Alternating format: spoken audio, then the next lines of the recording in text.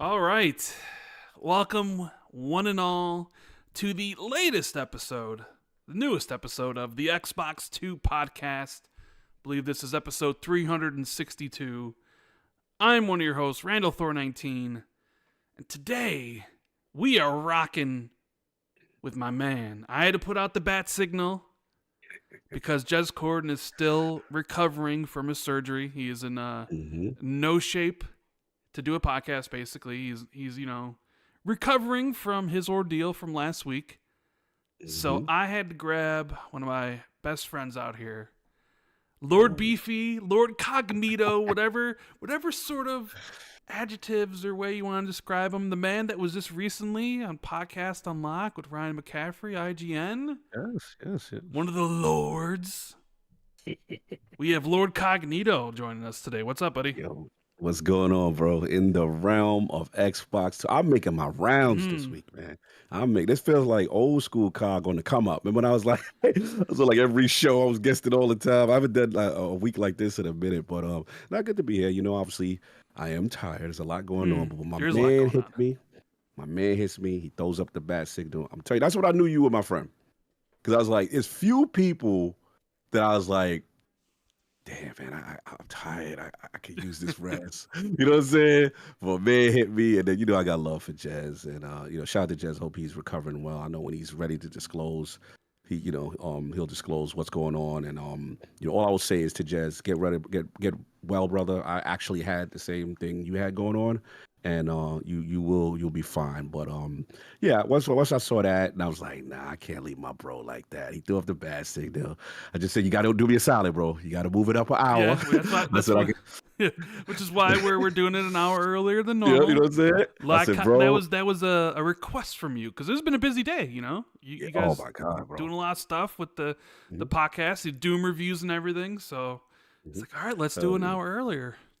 Yeah, man, hell yeah. Then it was just a crazy week. Shout out to Mr. Young He's a betrayal, Mr. Matty. But listen, man, I had to host today because Matty had something going on. So it's been such a crazy week. Like I hosted the Final, which is very rare. And then obviously the unlock thing that I had scheduled already with Ryan, which was awesome. We had crazy stuff going on. Obviously, we'll talk about what games we're playing and stuff like that. And I know we got Expedition talk to talk about. But also there was Doom the Dark Ages week, right?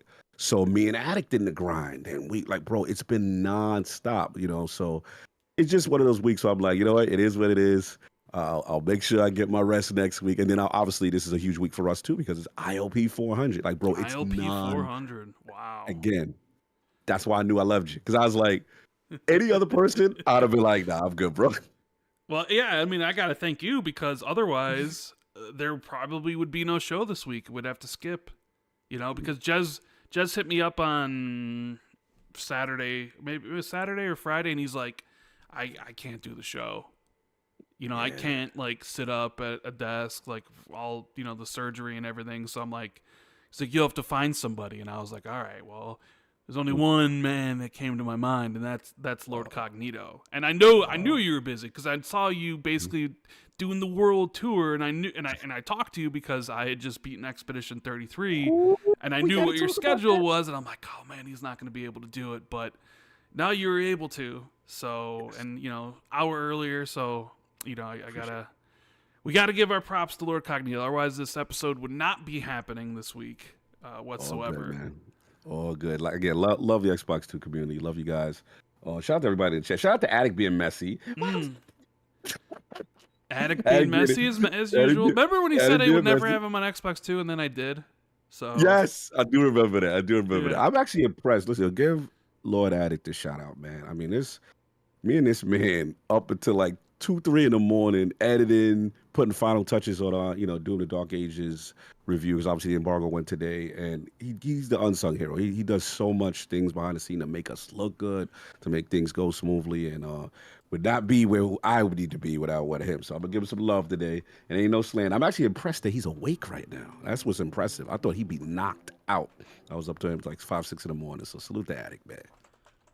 Yeah, I mean, basically it's been 2 weeks, I guess, because last week we had Colt on, and there would have been no show last week if it wasn't for Colt. Just like shout out to Colt. There's no happy belated for Colt. Colt's right? birthday was yesterday.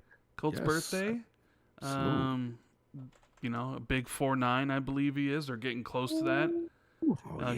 Getting up in that age. Gen X, let's go. So I do have to start off by thanking the the wonderful Patreon members of Xbox 2, right? Before we get into the show, little housekeeping here, right? We have the Patrons, which you can be one too at patreon.com/XB2. Interestingly enough, our last Xbox 2+1 was with you. That's right. That's available for everybody over on Jez's channel. A lot of more interesting things are going to be, kind of happened after that podcast. So still, it was a fun interview. Well, not even really interview. It's basically a 3-person podcast, just talking about stuff that happened. So you guys can check that out. I don't have access to the Patreon because that Jez controls all that stuff. So I don't know if the question and answer thread is up yet or will be up, and if it's not, then I'm sure next week we'll have everybody, if they want, could have 2 questions. So hopefully Jez post it between now and then, and we can have that at the end of the show. If not, I apologize. Jez has, he's going through a lot right now, so he may not have posted the thread, and I don't have access to it. But I do have some shout-outs for the people in the Xbox 2 MVP tier. Let me just bring those up real quick because I haven't posted here from before. We got some Ethan Linhair's VA, Resin Force, iMike Zero, Tier, Shrapnel, Inner Machine, Just Ames 93, Holy Dark Death, Steve Stompy, 09C Mine, James Wiseau, Trickster for Trey, Laser Wolf, Battered Haddock, Army Dude 52C, Foreign Object, RS Donks, Randall Thor 19, which is me, Silas, James Moore, Bilbo T. Baggins, K-Trock, Sprite Tundra 1, Discarded Caboose, Justin Duell, Frank Mariano, Sean Kramer, Peter Broking, ACT and Madison, Governor Grimm, DZ Huffin, Wagerman, Pat Rock, Scarcely Relevant, Darren Torpy, Briggs Country, Prof. JJJ, and Wolfgang KPZ. Thank you guys so much for being the Xbox 2 MVPs and supporting the Patreon like you guys do, and me and Jez. Yeah, I apologize if the question and answer thread isn't up yet. I did look before the show went live, and it looked like it wasn't, so maybe Jez kind of crawls out of bed or feels better enough to be able to do that. So, yeah, and I do have to make mention, linked in the comment as well as the description, is an offer from Surfshark, who we're partnered with. 86% off is the deal they're giving Xbox 2 listeners for one of their VPN packages. And, it's basically 86% off for 2 years. It's like, it's almost basically free. So you want to protect your data. You want to watch content outside of your, to get rid of those geo-locks and watch content from other places. Like if you're in the USA watching Netflix and you want to watch stuff from Netflix in the UK and stuff, you can do that.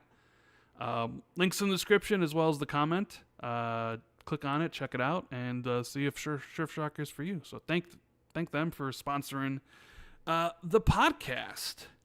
And wouldn't you know it, Paris is in the chat, of course. I like it. Shout me out. Yeah, shout me out. Shout out to Paris in the building. And Paris helped last week too. He dropped by. Yes. His opinion about the price rises and stuff like that. Let's kind of start there for a second, because even though last week we talked all about the price increases and stuff like that, I did see EA come out and basically say, hey, we're good guy EA now. They came out and said they have no plans currently to increase the price of games to $80. Huh. Interesting. Even though like Nintendo's doing it, Microsoft is doing it, you would think like good old EA would be next in line, potentially. Now, they did say currently, and obviously like that could be just for this year, because I'm not sure outside of their usual lineup of games, their Maddens and your college football, which are already available to pre-order on everybody's store, and they're $70. And FIFA will be, FC will be later in the year in September. It'll be probably $70. So they don't really have like a big AAA single player experience like a Star Wars Jedi, for example, right?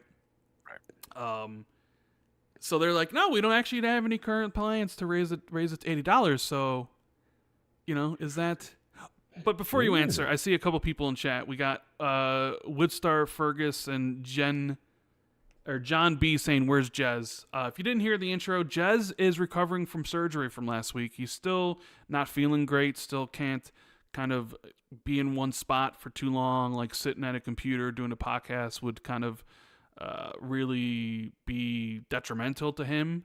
So to make sure we actually do a show this week, I had to grab a guest and one of my best friends out there. So we got Lord Cognito replacing Jez because Jez is recovering from surgery, which he had last week. So for anybody listening who just tuning in, that's why the one and only Lord Cognito is here. So Cog, what do you? Is this good? Is this good guy EA? Are they putting they throwing Nintendo and Xbox under the bus, or is this kind of just going to be? Is this just only really for this year? And when Star Wars Jedi 3 comes out, will that game suddenly be $80? Like, what do you think is going on with that?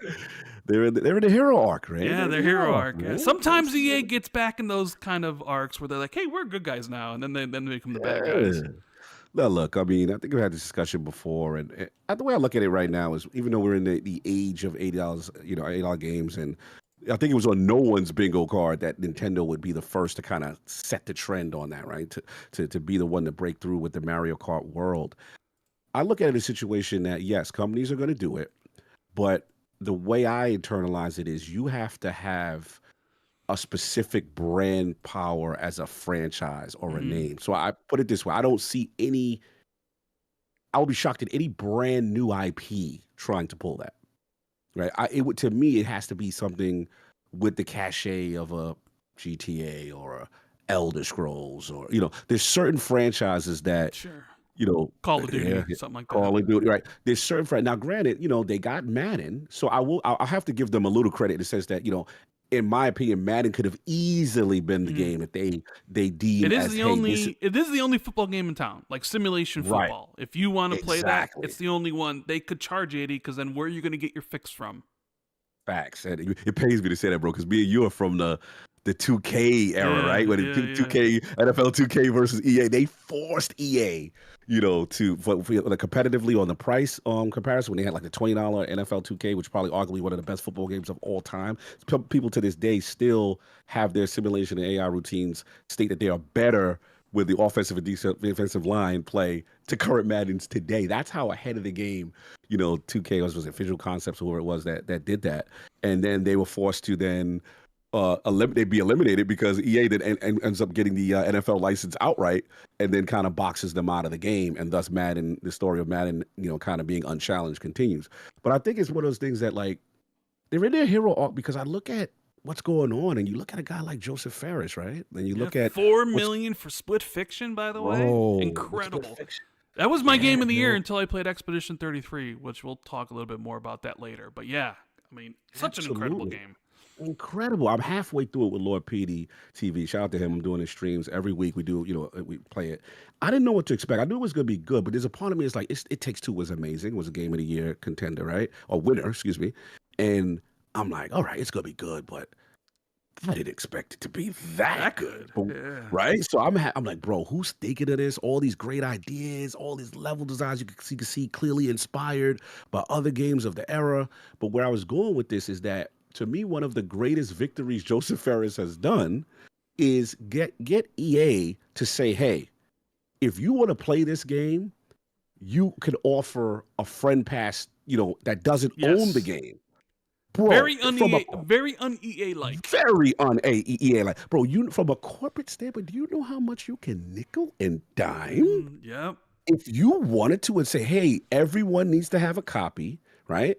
So I think, to me, it just shows his strength in the building. Like, they have so much faith in what he's doing. And I mean, he's been doing that since, what is it? A Way Out was the first one, or one of the early ones. And I remember streaming that game and like, hey, your homie doesn't have to have it. He'll give him a friend code and he can play with you. So I think that's changing the culture. Then they've been doing things with EA Original. Shout out to the homie Abubakar. You know what I'm saying? I thought that was a great pickup, where they had a Zao Tales of Consider, which I absolutely love. Great game. Oh my God. Great game, right? And then we fast forward to who I consider one of the GOATs is over there, is Vince Zampella. So Vince Zampella is Respawn to me, and in my opinion, Respawn has never made a whack game. That's just my opinion. Maybe True. people differ. I kind of agree with you. I agree with you. And what's interesting is, Mhm. Battlefield, right?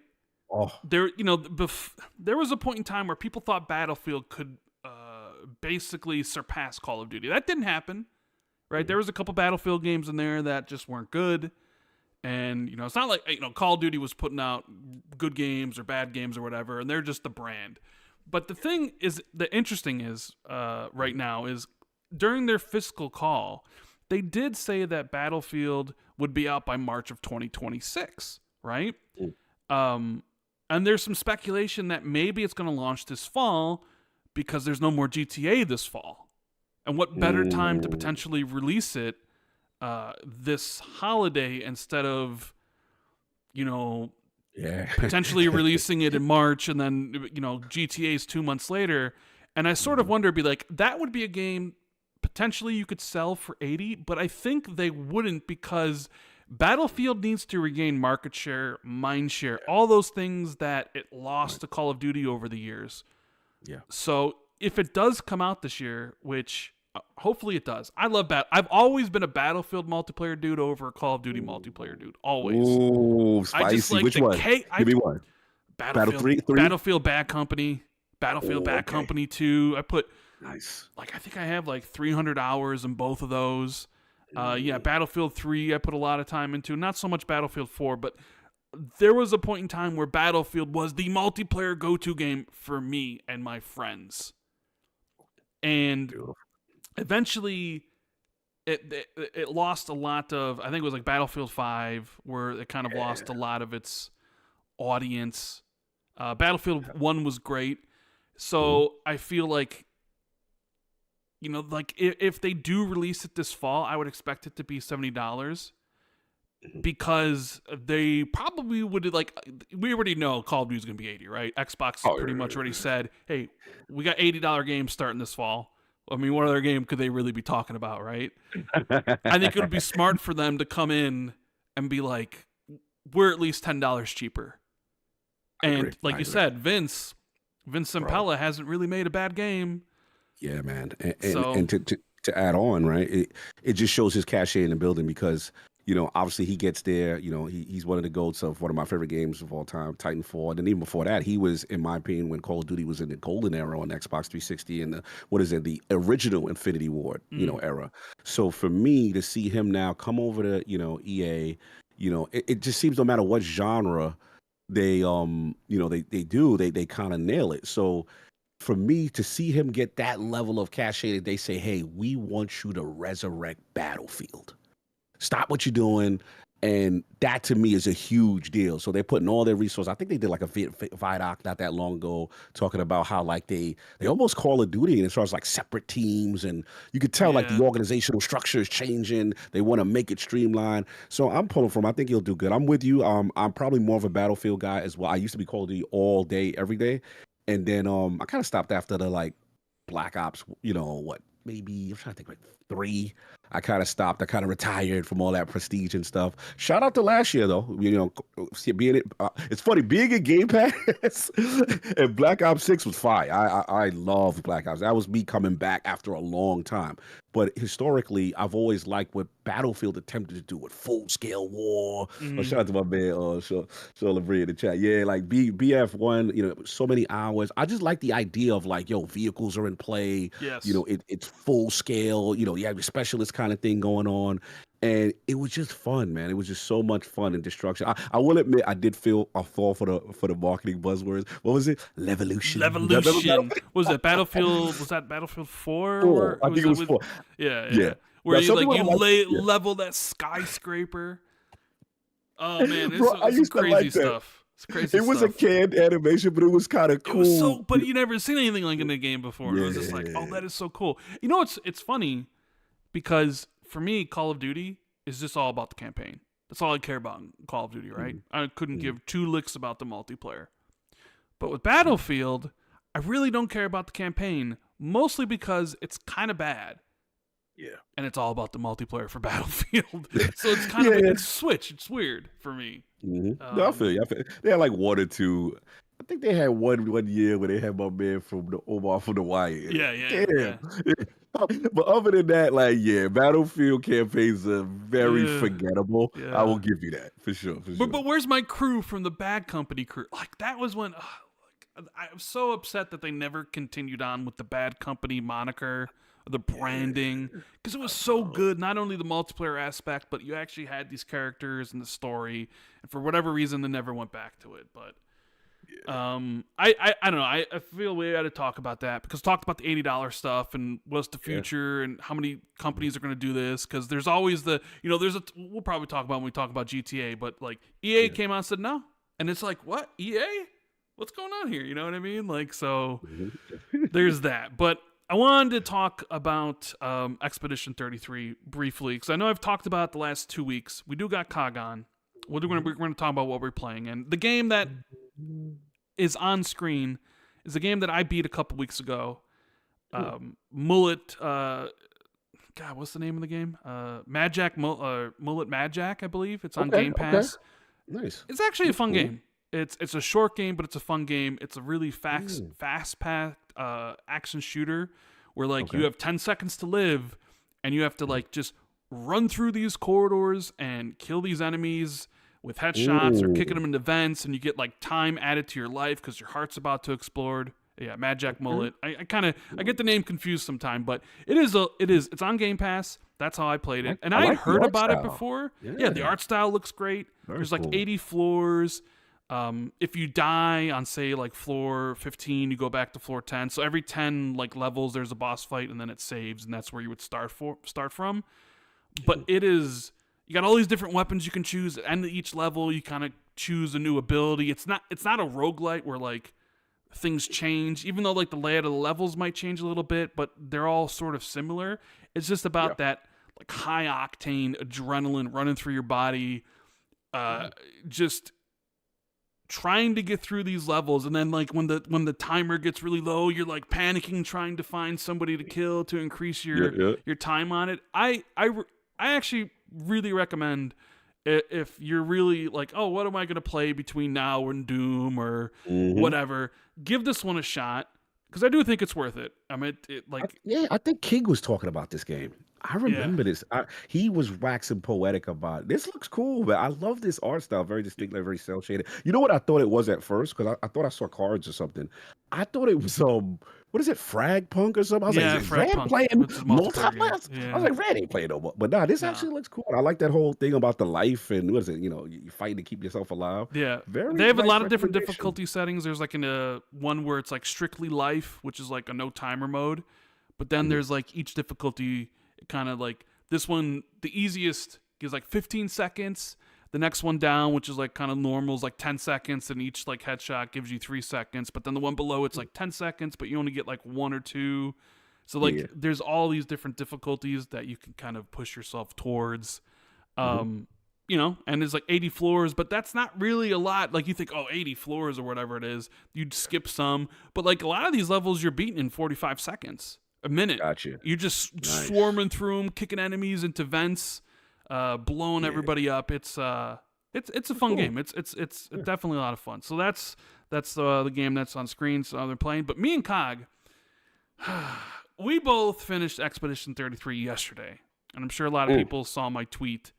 I put it out there. Masterpiece. 10 out of 10. Game of the year. No notes. And I know obviously everything's subjective, so everyone's going to agree with me. Some people might say it's not for them, or they didn't enjoy this aspect or that aspect. That's great. But for me, I adore this game. And I made sure, because I called up COG, because I know you beat it the day before, and we were talking about the ending, which we're not going to spoil for anybody. I would never do that. I don't want to spoil the game for you guys. But I know you're Mr. RPG, and I haven't been.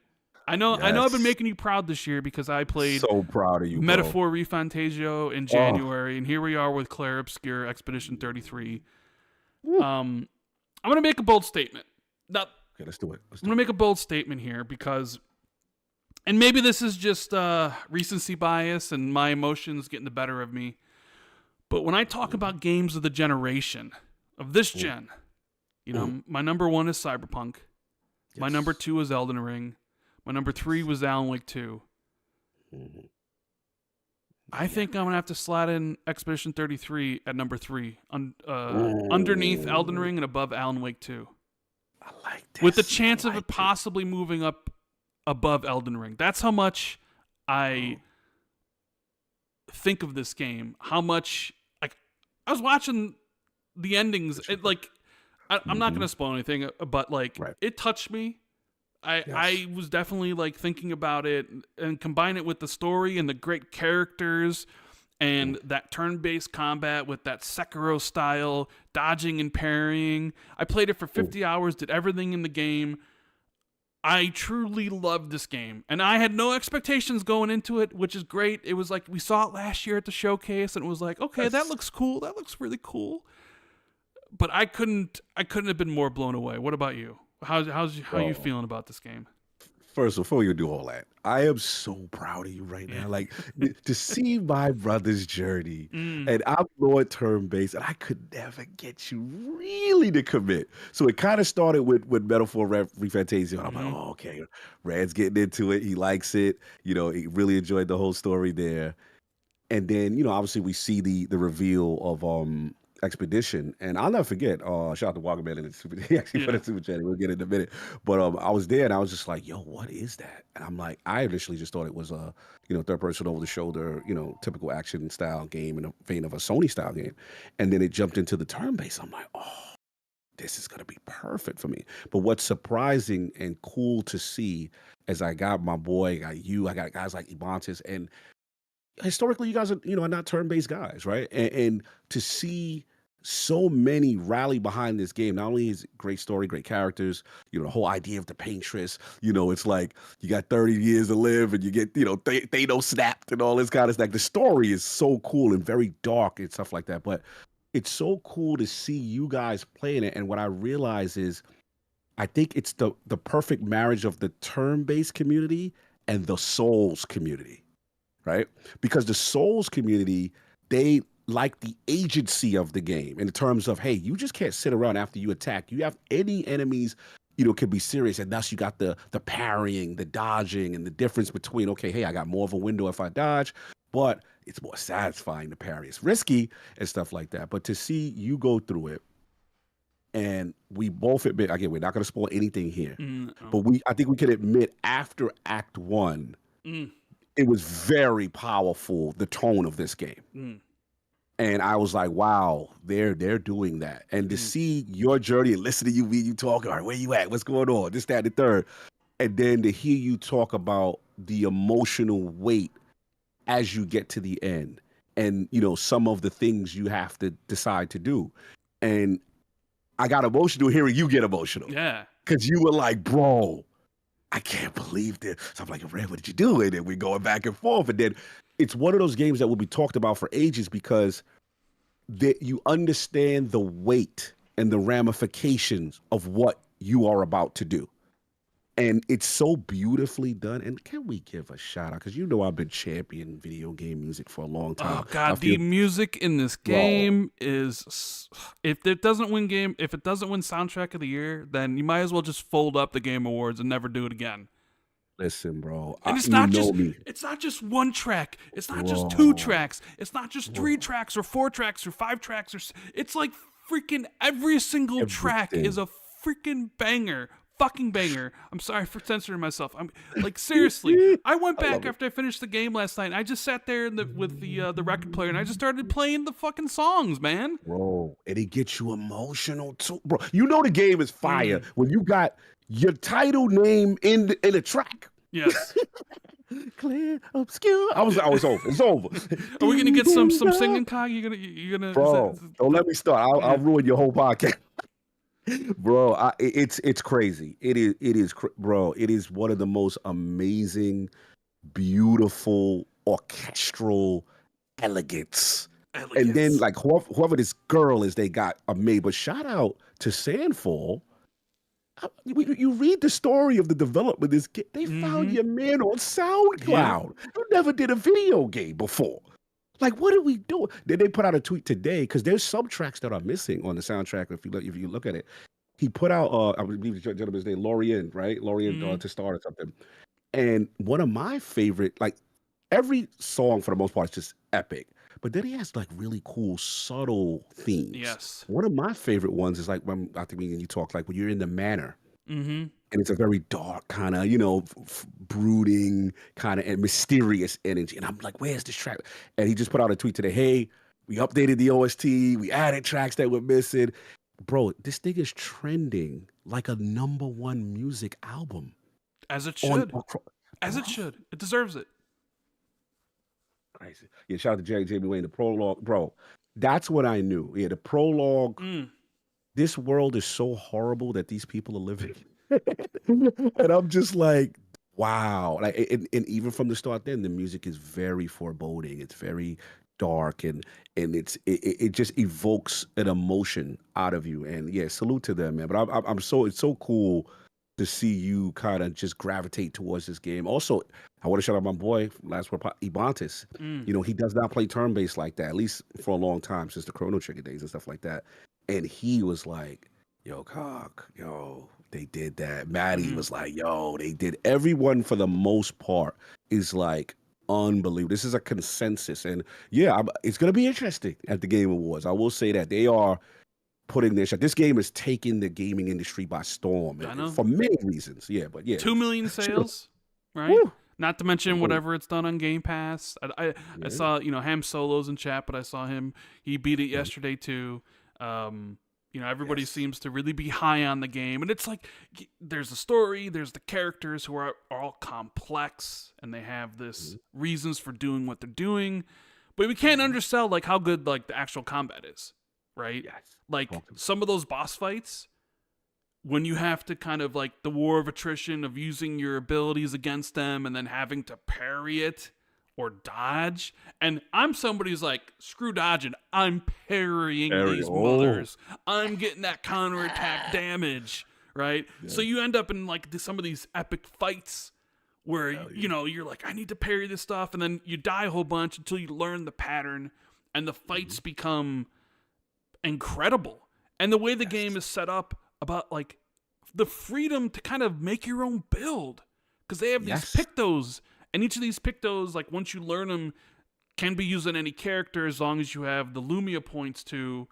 And you can create all these different builds. Some of these builds basically break the game, which they're sort of nerfing. I will say, like, for any of you who haven't beat the game yet, like when you beat Act 2, and you go to Act 3, it's probably best for you to just like go and beat the game.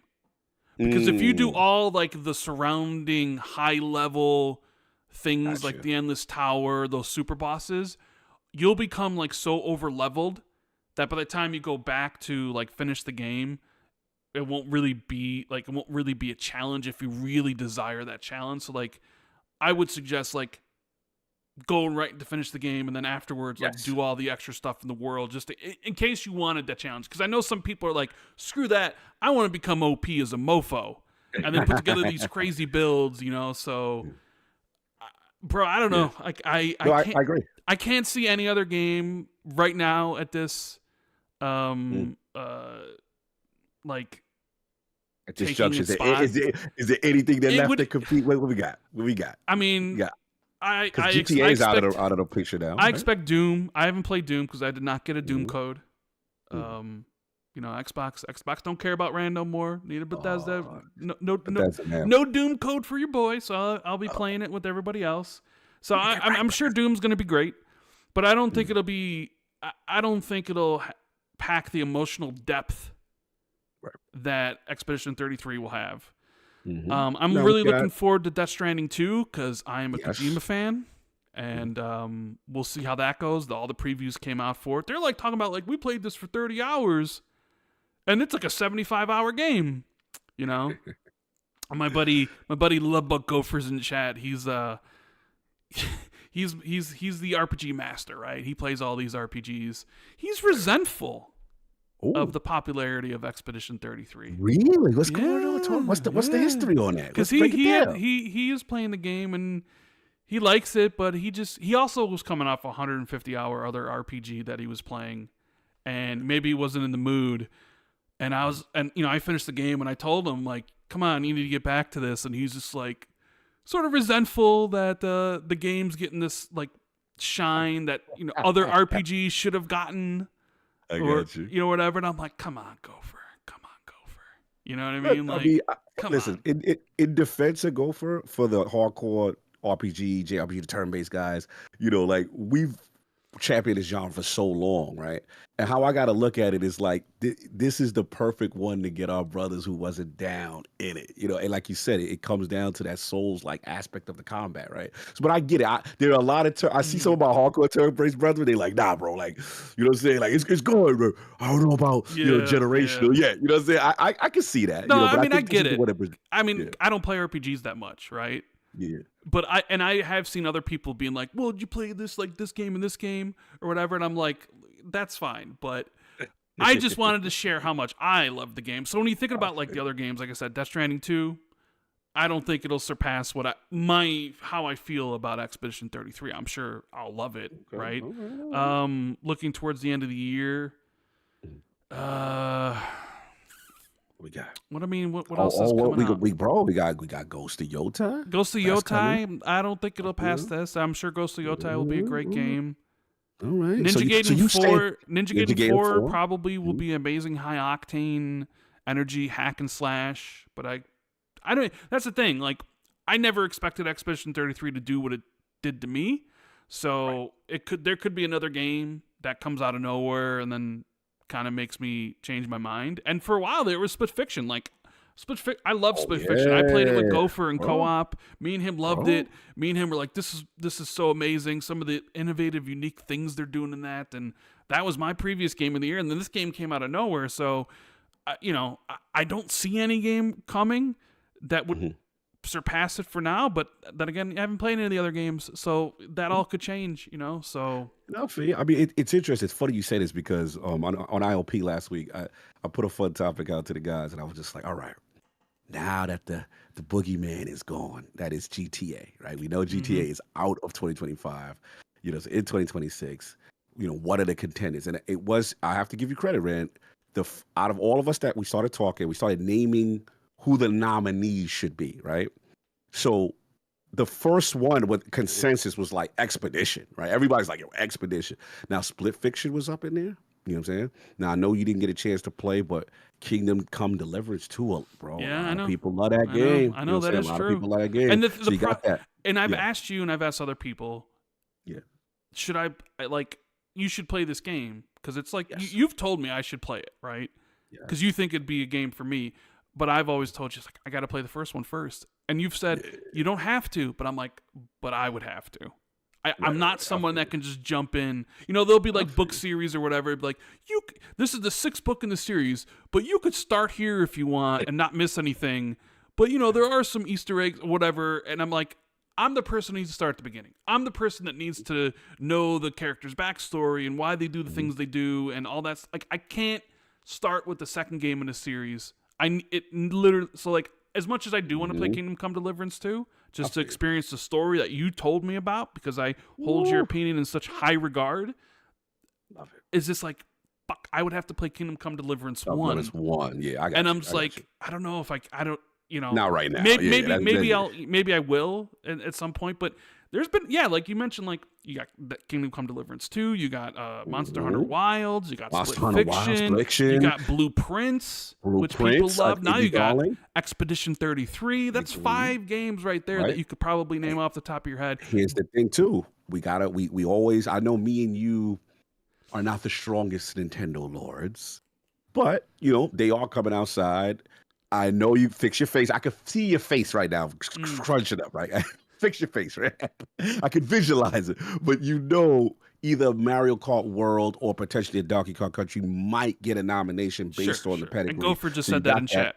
Rand's going to be so mad when Donkey Kong wins Game of the Year. Exactly. So you got the Nintendo factor. And then the last thing I want to say is shout out to my man Navy, which I was going to mention. This is what came up in ILP last week. I said, somebody made a good point.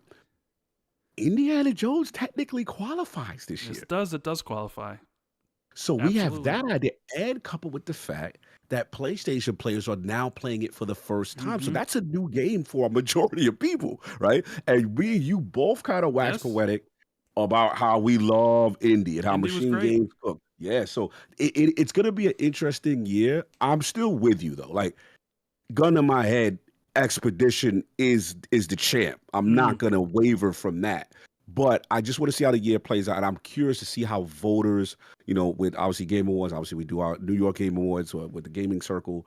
But I'm very curious to see how voters land, or if it's going to be a recency bias kind of thing when, the next, Death Stranding comes out and, Kojima kills it, or, Ghost of Yotai comes out and they kill. It's going to be interesting. But it's one of the fun thought experiments, but there's no doubt if Expedition 33 does not clean up on a few awards, it's going to feel weird because of the impact that we're yeah. seeing that it's having right now in the gaming community. I mean, GTA 6 is gone, so that's like a huge, Yes. like, that would have been the favorite, right? Mhm, And mhm. there's no Naughty Dog game this year, right? Like, there's, like, so. I got a question This for you is the too. year. It's like Expedition 33 could be its year, right? I don't think there's a Yeah. Persona game this year.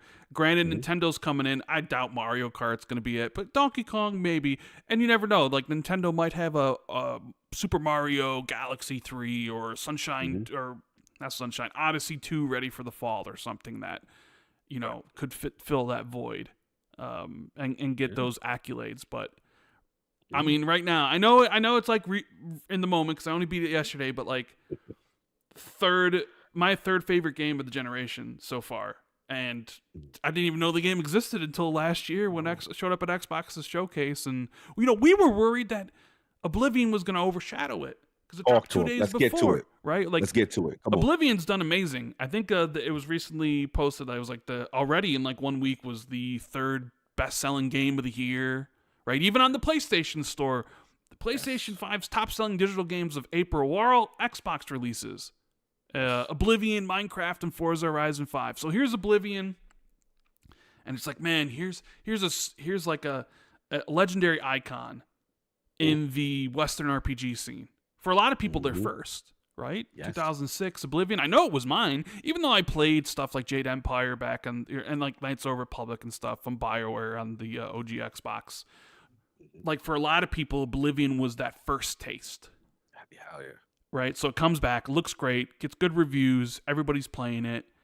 And then here's Expedition 33 2 days later, which Xbox sort of has a deal with for Game Pass, and we all sort of felt like, man, like doesn't that hurt each other? But in this case, it Yeah. didn't. And in fact, like I believe even like Studio Head or maybe the Yeah, it Kepler was Head was Kepler. like, Kepler put out a comment and yeah, said, Oblivion did not hurt it us helped at actually. all. It Yeah. helped us. I was like, wow. Because remember the conversation. I'm so glad you brought this up, Rand, because this has been a little pet peeve of mine. Because I feel like there's been a lot of recency bias with the way things played out between both games. And me and you talked about this, offline. And what I remember was we all saw Expedition 33 at the Xbox Game Showcase last year. We were like, "Oh my God, that looks amazing!" Right? Mm-hmm. We were like, everyone's hype. We get as we getting closer. Yo, April's gonna be crazy. It's South of Midnight. It's this, it's that, and then Expedition. Oh my God, right? So then we hear the rumblings that okay, Oblivion is coming, right? And it could potentially be Shadow Drop. So the talk people forget was, yo, why would Xbox do this? Yeah. Yep. They're gonna send Oblivion out to die. Expedition is gonna destroy it. But then what happens is as we get more information, and then we see Oblivion, and we see the level of the care and the detail, right? And we go, oh my God, this almost is borderline remake level, as opposed to just a new can of paint remaster energy, right? So then the conversation became, I can't believe Xbox is doing this to poor Expedition 33. Like, and that's the part I gotta want people to remember is that the narrative shifted only because we saw the quality of how Oblivion is. And I will admit, one thing that really surprised me was the brand power Mm. of the Elder Scrolls franchise. Yeah. Because when that Shadow Drop happened Whew. and they did that stream, and we go, oh my, and then there's so many people that's like they never played Oblivion at all. No. Yeah. You know what I'm saying? It was a pseudo Xbox 360 exclusive, and it was so interesting, to see that kind of reaction. But what I think, get back to the major point, is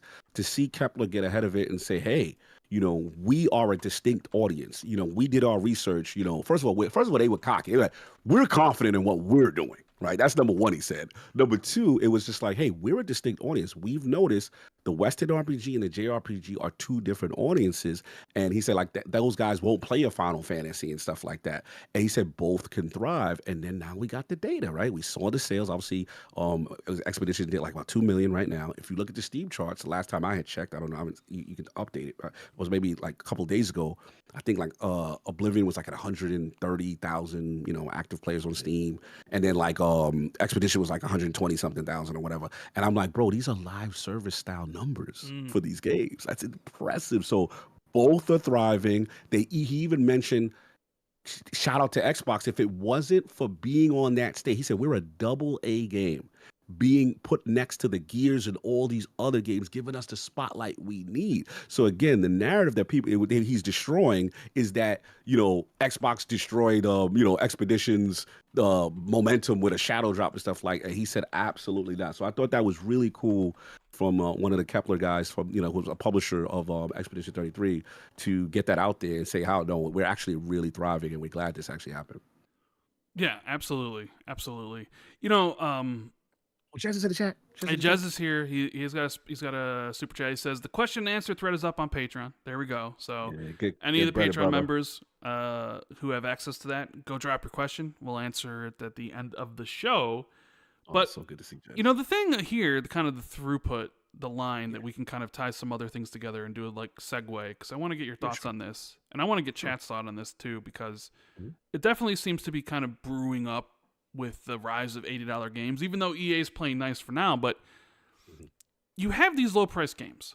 You have Oblivion, which was $50. You have Expedition 33, which is $50. You have Blueprints, right, which is $30. And you go look at, and these games are all highly rated, played a lot. And I forget, even Split Fiction is like $50. Yeah. They dropped the trailer for Mafia Old Country, which is coming out August 8th, and it's like a single-player linear, so it's not even open world, like a linear experience, and that's $50 too.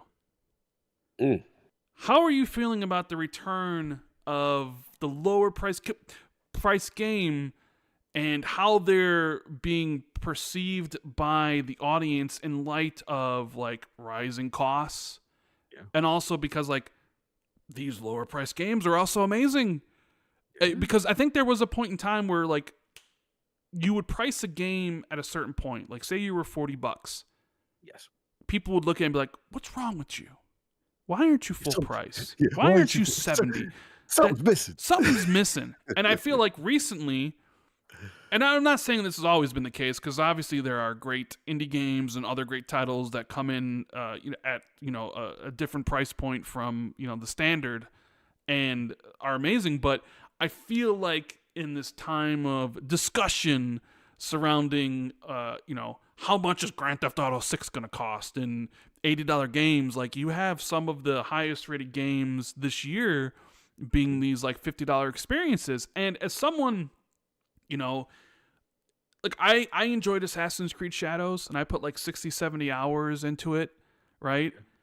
But there's also I also enjoy give me that focused linear 15-hour experience. I don't need everything to be a 100-hour bloatware chasing down icons on a map and just crafting and stuff, because you need to justify your $80 price point. So what do you think of the Mafia $50? Are you interested? What do you think about it? What it says about the overall industry and all this, all that stuff that I just mentioned. Yeah, nah, bro, you cooking. I love it. I think what we're seeing now is some. At least I'll say I'm hoping I'm seeing is some slight course correction, which is the price to value proposition. I'm 100% with you. I do think there's a lot of bloat in the wanting to provide the consumer the quote unquote 100-hour live in our world experience, right? And then we're in the world of live service. And, I affectionately call them the Sinister Six games where, it's 6 of the same games. They're cross-generational, most of them. They demand 100+ hours of living in this world. And it's really hard for a new IP to kind of flourish because it's everyone's playing these games, right? So for me, I look at it as a situation where these budgets have gotten out of control. Yes. We're in the midst of a course correction, and I think what we're seeing is, publishers say, "Hey, let's price accordingly based on what we're offering." And I'm with you. I love a linear experience. To me, there's nothing more exciting than a 15, 20 hour game. A distinct end. Not everything has to be open world. That's why I'm a big fan of Obsidian games. Like also with the fact that like they kind of like identified themselves like, hey, we do hub world and we don't necessarily have to mirror the Yeah. Oblivions and all this stuff. I think it's a way a way of getting back to form. And I think we can all coexist. And we have some short-term examples. Obviously, Expedition 33, right? $50, right? Oblivion, which is, I was surprised at that price point. Now, granted, it's an older game, remake, True. probably less lift. But I like that Mafia did that. I want to see more of it. I think that we have to streamline. These games are way too big. The biggest enemy in the games industry is time. Mm. None of us have the time to dedicate to all of these games, and a lot of them want you to live in them. So I think it's really cool. I hope we see more of this. And yeah, man, I love the linear experience, and you know me, I'm a fan of AA. I'm a huge fan of indies. I love to champion the creativity, because I think what's happened also is that this is a copycat league, so to speak. People see, yo, all right, Fortnite, we gotta have one of those, right? You know what I'm saying? Like we saw even with the Sony strategy, right? The PlayStation, like, during the gym run, hey, we gotta have 10 live service games. We need one of these joints to hit. And, because you see the potential of revenue of what it could do when it hits. And, stakeholders love that stuff. They absolutely love MAUs, DAUs. That stuff entices them, getting people to live and monetize in that world, that they've created. So, yeah, I think this is a return to form. I'm not going to get too crazy yet, because we still, obviously, I'm not going to, champion $80 to $100 games. Yeah, I'm never, I'm a consumer first at the end of the day. So at the end, I just want to see who. I will say this, and I think I had this conversation with Ryan McCaffrey on Unlocked. There is going to be someone who's cocky enough with their IP to think they're going to drop at 80. And I think the industry is going to let them know, no, bro, not you. You ain't it. So it's going to be very selective with who gets those titles of the $80 games. And I think, like I said earlier, it's going to be, you have to be like a Grand Theft. You have to be like an Elder Scrolls, something that has that cachet, that is undeniable. And I don't think a new IP could command that. I will be surprised. I think someone's going to be cocky enough to try it, Red, but we'll see. That's my theory on it. What do you think? Do you think this whole thing is like course correction? When you see $50 games, like where's your head on this whole pricing thing? I'm not sure it's like a pushback against the higher prices. I think they're pricing it probably in line with the development costs of the game, right? Like Mafia games, like Mafia 3 was open world, Mafia 2 was open world. The remake of Mafia 1 was more self-contained, even though there was a big world that you could drive around in, but it was chapter to chapter. Yes. So I sort of feel like it's not so much like, oh, well, like we see a lack of appetite for $70 or $80 games. I think it was just like this Mafia game is probably, the development cost isn't as exorbitant as previous ones potentially, which doesn't really make a lot of sense because like Mafia, 3 was an Xbox One game or whatever. But I mean, if you're only aiming for a 15-hour experience and you don't have to build this like huge open world, there's, you don't necessarily always need like the largest budget to be able to do those things. And even like you mentioned Avowed and you mentioned Expedition 33. Expedition 33, if you just did the story, what was that, a 20, 25-hour game you could probably beat it in? Right? It's not, right. And it's kind of short for an RPG, right? Usually those are much longer. Right. Avowed, if you just did the story and maybe a couple side missions, you're probably looking at 20 hours, maybe even less. I mean, I did everything in the game that when we played it for review, and I think I hit 55 hours. So in Expedition, I did everything in the game and it was only 50. I'm just saying, I like Assassin's Creed Shadows, I didn't do everything, and it was like there was still more to do, and I beat the game at 60. So I don't know. I appreciate sometimes where it's like you could have a game that does everything and then you could spend all your time in there, but then also you could have these experiences that are laser focused and is like they aren't gonna waste your time, and you're just gonna be able to play through. Mafia in general, are you a fan of the series? Have you played like 1, 2, or 3? Is this a game you're even looking forward to? I mean, I've played it. I wouldn't say I'm like a huge Mafia guy. I won't go that far. I like Mafia 3, you know what I'm saying? But and I remember the old, the OGs. To me, it's like Don Corleone the game, the early one, Yeah. that kind of thing. So I will say that latest one, yeah, it did catch my attention. Like I come from the old school, let's watch that Goodfellas, let's watch that, that Godfall, and that kind of energy seems to be in it. So yeah, I might check it out and see what's up. I mean, obviously, it's always going to be when the release date and what's the proximity. August That's 8th. what always.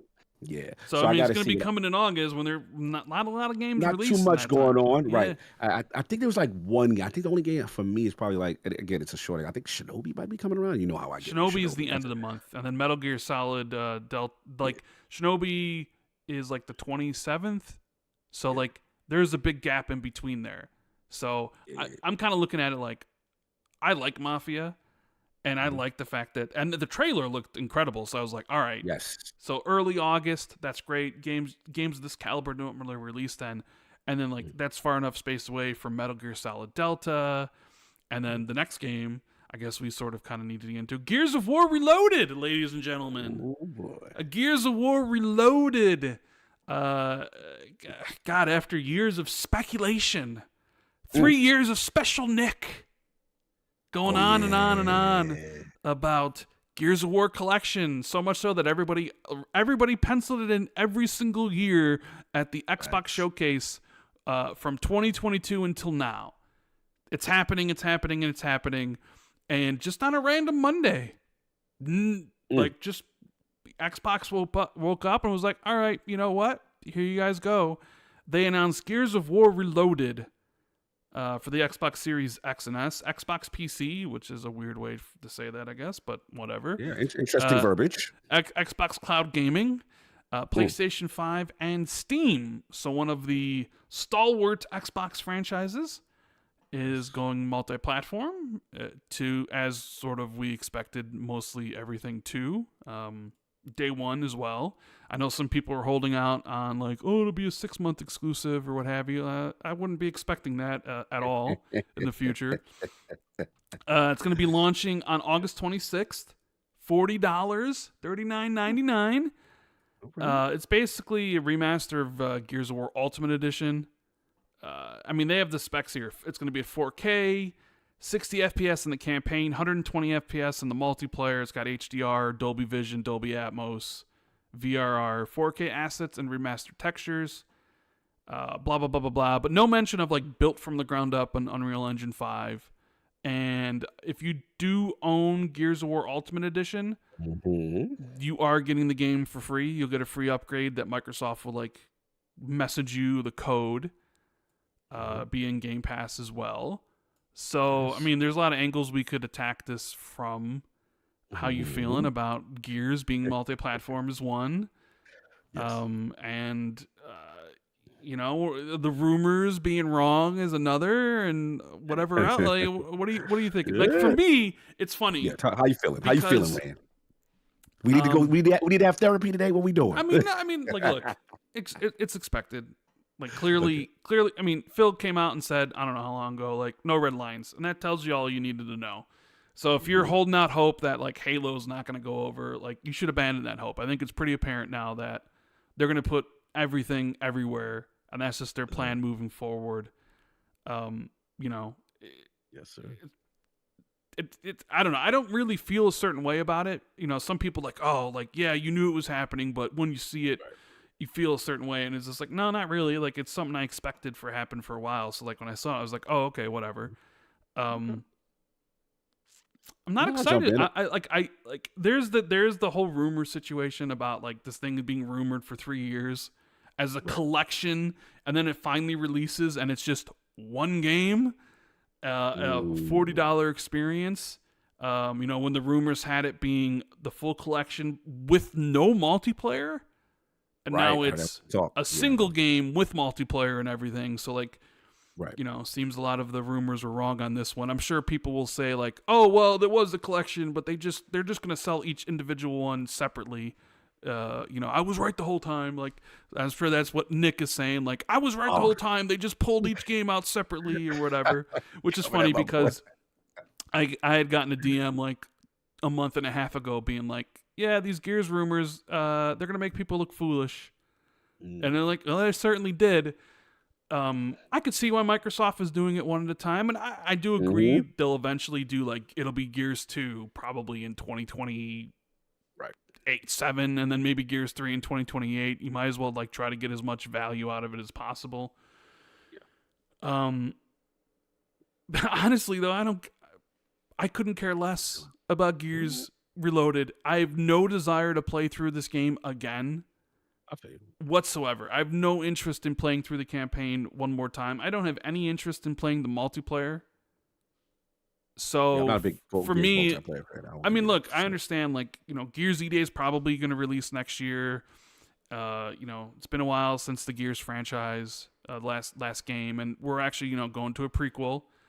Yes. We're going to use the other platforms to kind of help Gears, reach that level it had before, find new players, find new audiences and stuff like that. But for me personally, I do not care about this one bit. Like, I'm just like, I'm not going to install this game, because I'll get it because I own Gears Ultimate Edition. Right. But I have no interest whatsoever in playing this at all. I don't know. What do you think? No, look, I get your position. I think you're coming from the pure gamer. I've experienced it. It's really nothing additive for you. And also from the standpoint of, I think me and you do share that we are not the biggest Gears multiplayer fans, right? So that part won't even be the draw. But I think for me, it's different in the sense that it is an iconic moment. This is an inflection point. This is a big moment, and not that we didn't see it coming. Me and you both talked extensively and on ILP. If people thought it was only 4 games coming from the business meeting, the infamous business update that Xbox did was a year ago, you were fooling yourself. This was them, now adapting their strategy. And I think for me, there will be a slight level of emotionality. Again, not that they are not going to make money. This is going to sell like hotcakes. This is going to, if people thought the Xbox was dominating the PlayStation store, but now, wait till this drops. This is an iconic moment because this is 2/3 now of what I consider the burger, shake, and fries, what it means to be Xbox. Which one's the burger? You know what a burger is, Halo. You know what I'm saying? Which one's the shake and fries? All right, so the fries is Gears, because you got to have that complimentary thing, and then the shake would be Forza. Okay. So we got the Forza out there, boom. We seen the traffic, that we know how big that is in European markets. Internationally, people love their cars, right? Now Gears come. The reason why Gears is an inflection point is because, man, we've been there, bro. Like, people forget Xbox 360. I had the honor, the pleasure of interviewing the great Peter Moore and Cliffy B.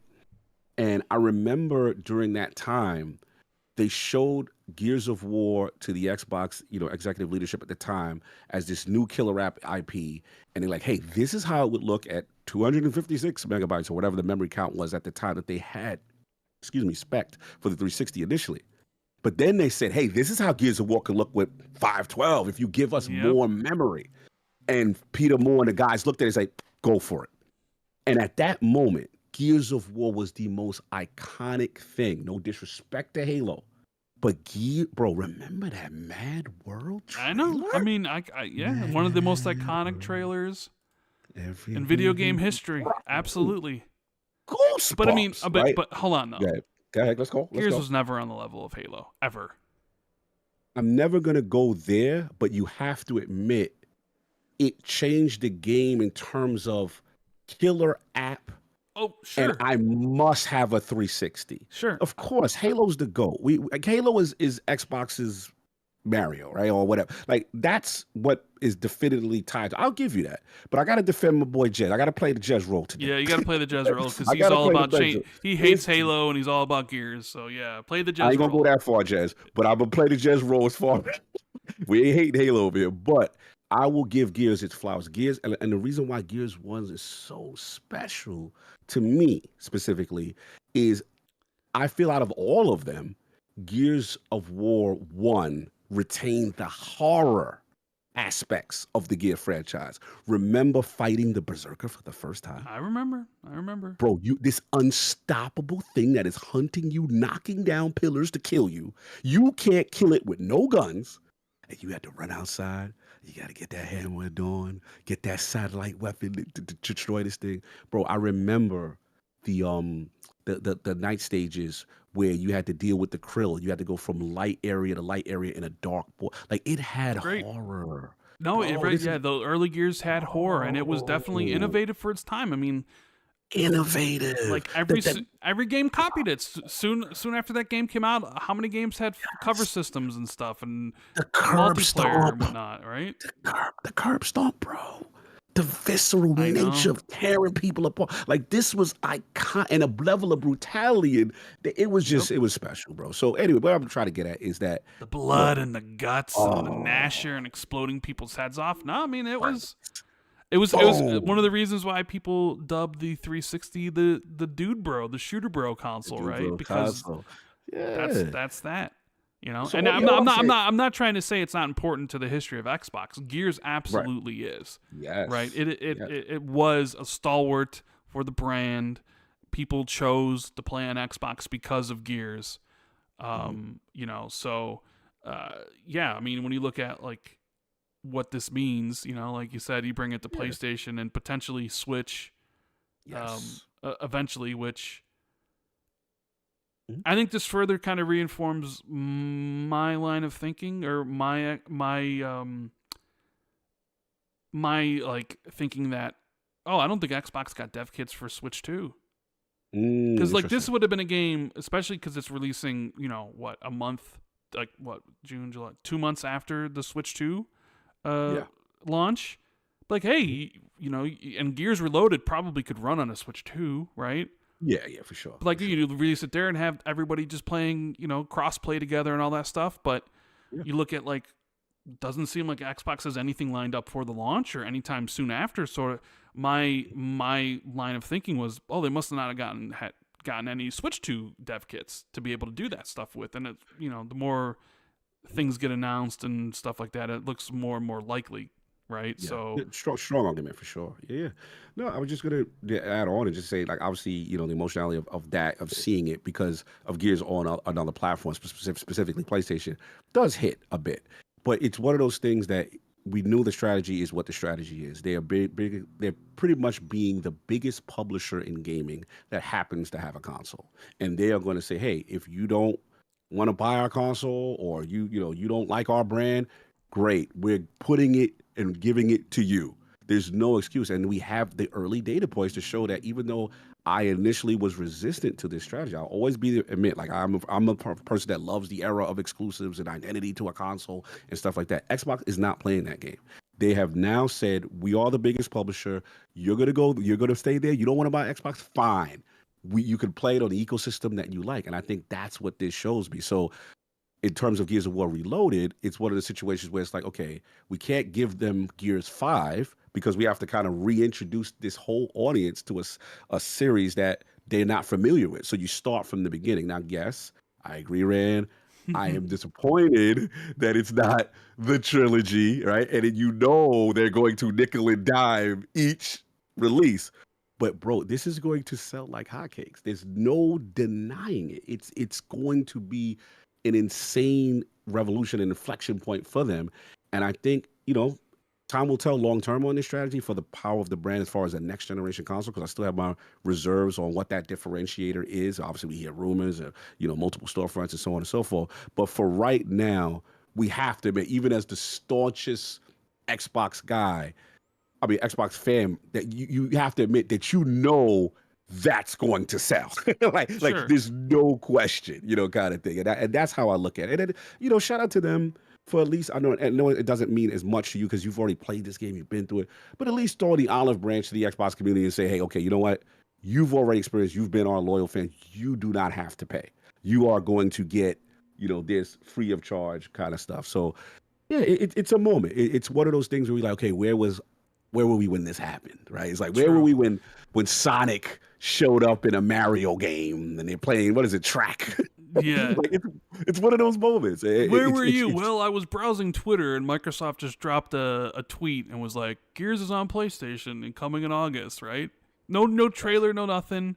Interesting you brought up the whole thing about Gears 6 or Gears 5 and how they would have to introduce all those, like, because they would have to put Gears 1, 2, and 3, 4, and 5 on those platforms.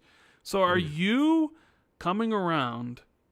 Because remember, when they first revealed Gears E-Day, I said on the next podcast we did, and I had you disagreeing with me, I had Jez vehemently disagreeing with me, I had Paris disagreeing with me. What was this? What did I you say? said they will never go back to Gear 6.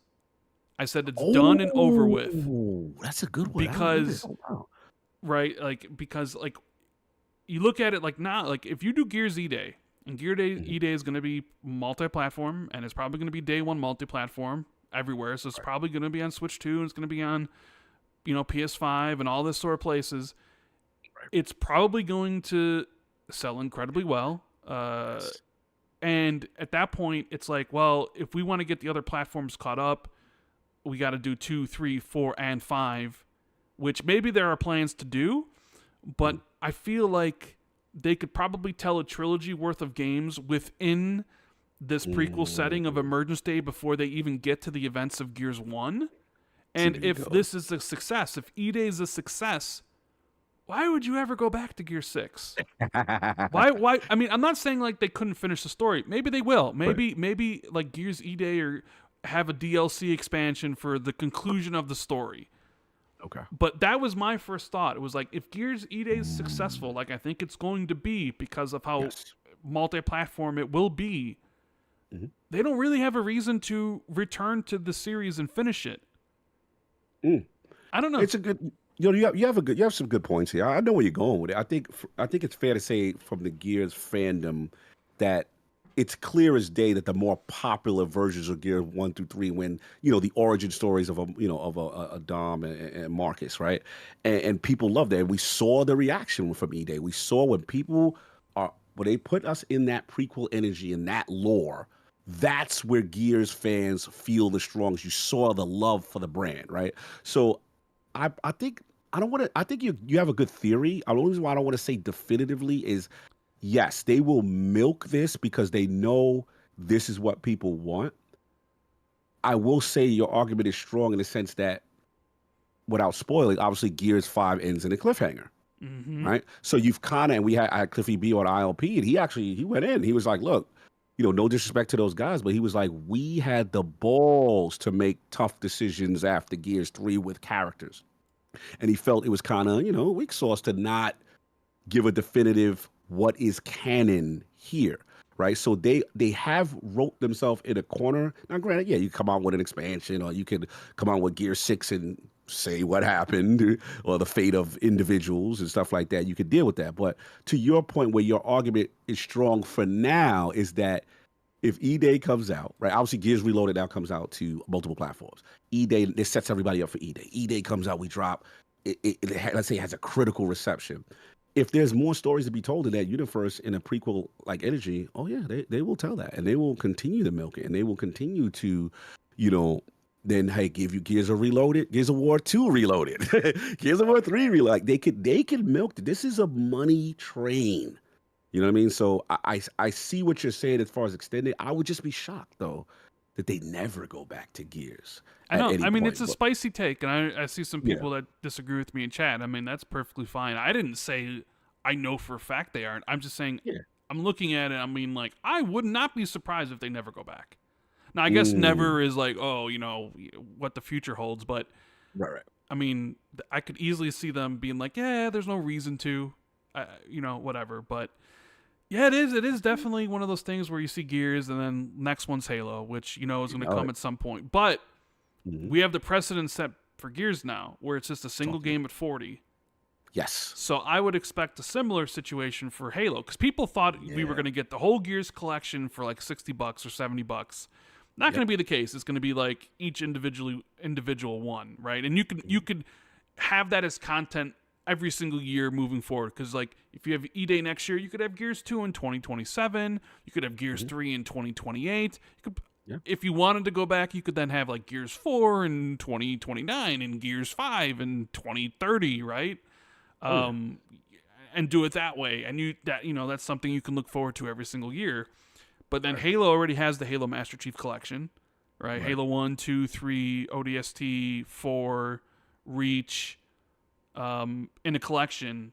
And I sort of feel like, the rumors surrounding, the remake or whatever of Halo 1, I think if people think they were going to get like, Halo Master Chief Collection is going to launch on Switch and PlayStation as like all these games in one package for a low price, I think you gotta look at Gears of War Reloaded and be like, nah, they're going to sell you one game and it's going to be like $40-$50. And they're going to sell you like each other game like a year later. Like next year is going to be Halo 1 or whatever year it's going to be. I don't know. It probably won't be this year. It'll be probably next year. Because next year is be 2026, which will be the 20th anniversary of Halo 1. You do whether it's a remake, it's probably a remake, and it's like, all right, here's just the remake, and it's $50-$60, maybe even more. Maybe they feel they can get away, with Gears Reloaded being $40 and just being a remaster of a remaster. Maybe they feel like, Halo remake, there's more here. It's a remake in UE5. There's a lot of work into it. Maybe that's $70 and they put it everywhere or whatever. I don't know what pricing scheme they would do, but I mean, I think the idea of like, we're going to get all 6 games in one package for $50. I don't think that's going to happen. That's a wrap. That's a wrap. I agree. It's a wrap. And Corporate Cog definitely understands what's going on, you know what I'm saying, with that. And it's going to work. And what it does show, for people who are frustrated with certain aspects of the plan, of the new strategy, so to speak, if this is an Xbox or whatever they're doing, is that, look, we still have to admit, being on a platform that has Game Pass is now one of the big differentiators, because it's like, okay, at least if you're here, you have all that, or you're going to get all that in this amazing service. And I think for now, that, definitely is appealing, you know what I'm saying? Because you don't have to wait. Like it's the thing that's most interesting to me about this strategy, I have to admit, you talked about it, is that I'm surprised. It showed me how much people, I got to be honest, don't like the brand. Because if you're willing to pay $40 for something that exists now, that has been in existence on another platform for 4 or 5 years, it just showed me you never wanted the platform to begin with. It has nothing to do that the software wasn't compelling. Like, we have data points time and time again that the other platform holders, they're willing to pay and pre-order for early access for something that exists. Like, I have to admit, like, this is the ultimate reinventing yourself, because it's like, okay, you won't come to us, you won't buy our platform. Great, go buy it over there. Go pay full top dollar, and you do. And as a business, I get it. I did struggle, and I still have my question. I'm not saying the strategy is 100%. There's nothing wrong with it, and I still have my issues with certain little things. And I'm very curious about next gen, specifically with hardware. I'm always going to be on their head for that. I'm always going to be critical for that. But it just goes to show me, like, wow, like, yeah, they called it right in a sense. Like, the early data shows right now, this is the play, and it's working. So. Yeah, we will see, man. What a time. We are a wild inflection point. Cats and dogs sleeping together. Well, Gears on the platform. So it's crazy. I got to bring up this because it kind of pertains to this, and I think you know where I'm going to go, but I feel like it's worth a discussion, or at least an acknowledgement. Sure. And I'm sure you've seen it floating around social media today. A lot of people talking about it. Christopher Dring says something on his recent podcast. I'll read you the full quote, and I want to get your thoughts on this. Sure. He said, that's the end of Xbox exclusives, those games, referring to Avowed and South of Midnight. I mean, they're on PC as well, so in many respects, they are already not Xbox exclusive, and that's Xbox's strategy that they've shifted away from. Certain publishers and developers I've spoken to, or certain publishers and developers have spoken to me, like, baffled by this, because from their point of view, they want competition in the console space. They're going, why should we even bother making an Xbox game if this is the strategy? That's a balance that Microsoft's going to have to strike. Interesting. So Okay. I got to get your thoughts Wow. on this. Like, Shout out to Christopher Dring. I'm just now been aware of that, so this is my raw reaction. I disagree. Shout out to him though. The reason why I disagree is because from all things I hear, and you speak to developers, whenever the strategy of Xbox changed to put their games everywhere, the idea of locking things down to an ecosystem does not appeal to developers anymore. To me, when I see the data and I see a Square Enix make statements like, hey, we're putting, our Final Fantasy trilogies and all this stuff, the 7 remakes on Nintendo Switch, we're putting all this stuff on Xbox. This is a changing of the guard. Developers want to make the most amount of money at launch as possible.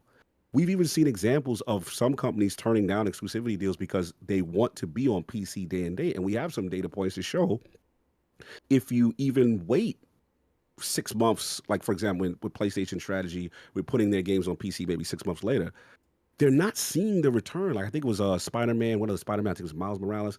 They're not seeing the return that they would have liked to see when it was first the novelty that the game was just actually coming to PC, right? So now you took a indie game or AA or a third-party developer who now puts a game out and then eliminates Xbox or whomever.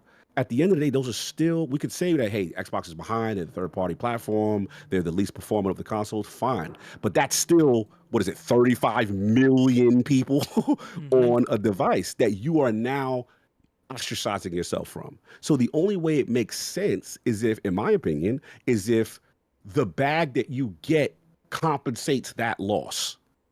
And to me, they're not handing out bags like that. You know what I'm saying? So I disagree. I don't want, maybe he knows something from a few developers, that he spoke to, and I'm never going to disrespect Dring. Obviously, he's been in the space for a while, but the data that I see shows different. I see people verbally, I believe the gentleman, was it Thomas Muller, a couple other people verbally say, hey, we agree with this strategy. We think this is great because developers want the best opportunity for their game to succeed at launch. Yeah. So that's just where I'm at. I'm just, again, this is no context. I didn't see the full statement. I'm just going by what you told me right now. I think it would be a different opinion. Maybe I guess what we probably should do is like poll developers and see, well, what yeah. the See, consensus it's like it's one of those things. Like I'm sure there could be a developer, a publisher who probably does feel like that, right? Because there's many of them in the world making games, and I'm sure you could probably talk to a developer or a publisher who's like, yeah, I don't know, right? But then you talk to others that are like, I love this. Right. It's kind of like you read this, and Christopher Dring, he's well respected in the industry. Even though I'm sure people will, well, didn't he say that they were winding down on Game Pass, whatever it was like a year ago, which Right. they kind of like doubled down with Call of Duty and stuff. So it's like there's that sort of thing. So it's like, yeah, in this era of like game development is so expensive, and you want your games to be everywhere. Xbox still has an audience of, if you include like, hey, the Xbox One, 55 million or whatever it is. If it's just next gen consoles, you're looking at it depends on who you talk to. It's anywhere between 25 million and 40 million, right? Depending on, it's such a wide margin of where it could be, and those are all potential customers. And it's like, I understand the porting cost of like, hey, well, we have to make an Xbox Series X version and a Series S version. And, like in comparison to the PS5's got this many consoles, and the Switch 2 is going to have this many, and then the PC's this, it's like, on our list of systems, like, yeah, Xbox would probably be around the lowest depending on, just potential users, but there's still you're talking about millions and millions and millions, right? So Exactly. I will play devil's advocate here for a second. Sure. Right. Sure, let's go. I think there's a situation where somebody could be making a game for, like, just finished making their game, finished releasing it, and they're planning on their next game. And with AAA development being what it is, and development in general, you're 4, 5, 6 years away. But 4, 5, 6 years away from now, you're talking next generation, right? Yes. And I could see a scenario where certain developers or publishers who have shipped their games and they're like looking about, okay, what do we need to do for the next one? What platforms are we going to target? What's the strategy? That look at Microsoft and they see Microsoft being multi-platform and they think that, okay, well, because of this and because of the price hikes or what have you, the demand for Xbox consoles are going to be lessened and they're going to sell less in the future, which is not something, developers want to hear because like we want to sell our games to more people.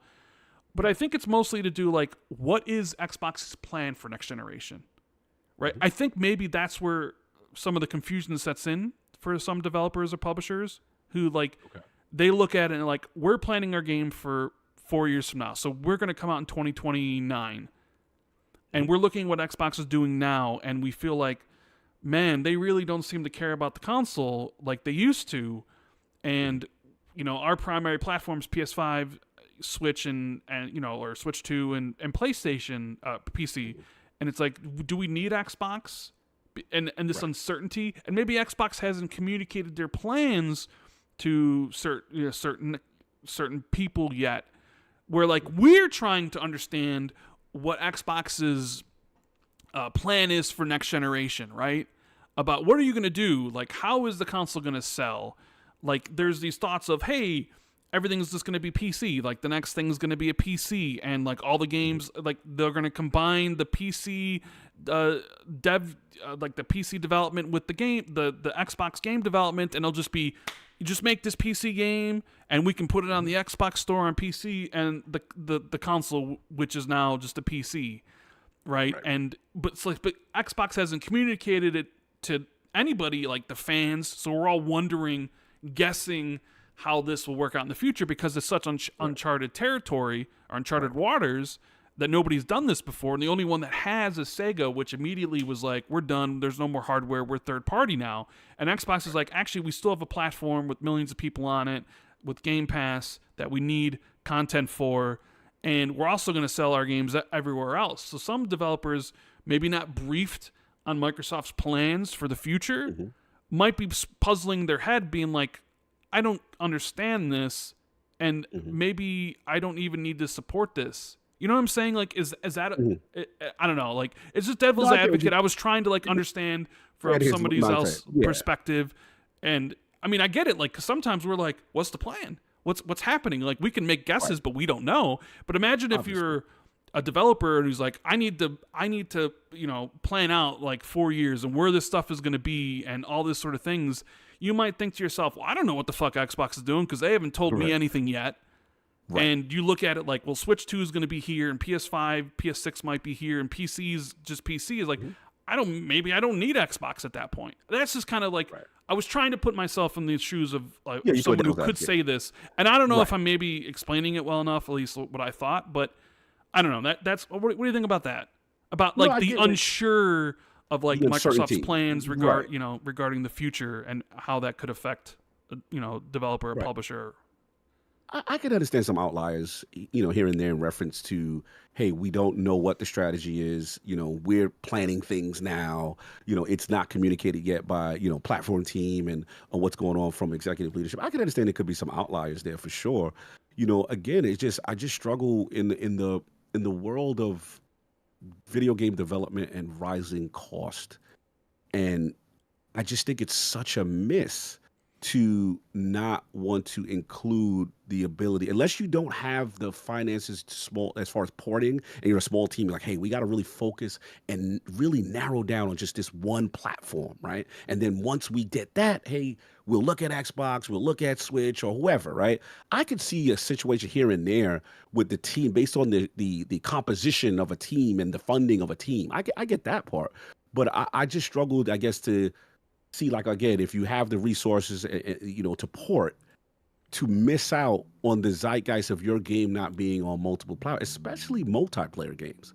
We're in that era now. It's just like, it's almost foolish to launch a multiplayer exclusive these days. Even the deal, what is it? I know Bungie's a bad comparison because they're huge, but, we were even surprised. Remember when Sony acquired Bungie that, hey, these games are still going to be multiplayer? Wow, that's unheard of. We're so used to, Sony locking things down on every level. To see Bungie have that kind of autonomy was very interesting to me. And even with let's look again. Let's keep PlayStation from it. Even with Helldivers, right?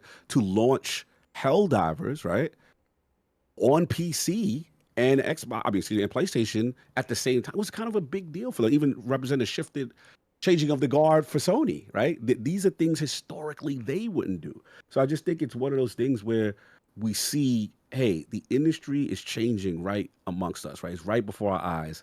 And I do see a situation where, yes, to your point, where you're playing devil's advocate, it will be very vital for Xbox to communicate what the strategy is for their hardware. You're absolutely right about that. That has to be, because if that's not communicated well, then yes, yeah, they could be pockets where that happens and people go, hey man, what's going on? We don't know. Hey, we're going to go with the tried and true. We know what Nintendo's doing. We know what PlayStation's doing, yada, yada, yada. Fine. But overall, I still struggle that in the business of making the most money, companies are not going to try to make the most money. That's just where I struggle with it. So yeah, we'll see what happens. Yeah, I figured I'd bring that up. Yeah. We got some super chats I want to get to because we were just rolling this episode. We got Danny Passion Official with the 2. He says, Expedition 33 Game of the Gen right next to Elden Ring. I mean, I don't. Would you? You didn't really. When I said like it's number 3 for me, it has. Have you even really given thought to your Game of the Gen so far, Cog? Like is. And if you have, does Expedition 33 come anywhere close for you? Like, yeah, for sure.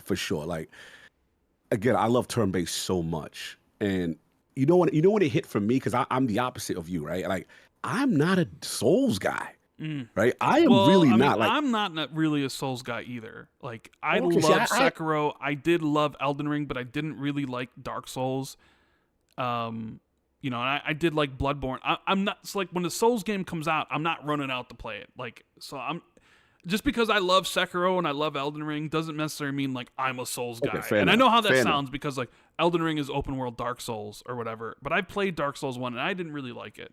So no, I feel, but I give you this though, like you attempt them, you do them, you go through the gamut, you go through the gauntlet, you're in the mix. So I still qualify you as a person that even though you don't consider yourself a Souls guy, you put yourself into the fire and attempt the challenge. I look at it, I'm like, I'm Gen X, I'm old, I'm not being mad at myself, I'm not doing that. That seems miserable to me. Like, I don't want to be angry playing a video game. That's just me personally at this stage in Kai's life, right?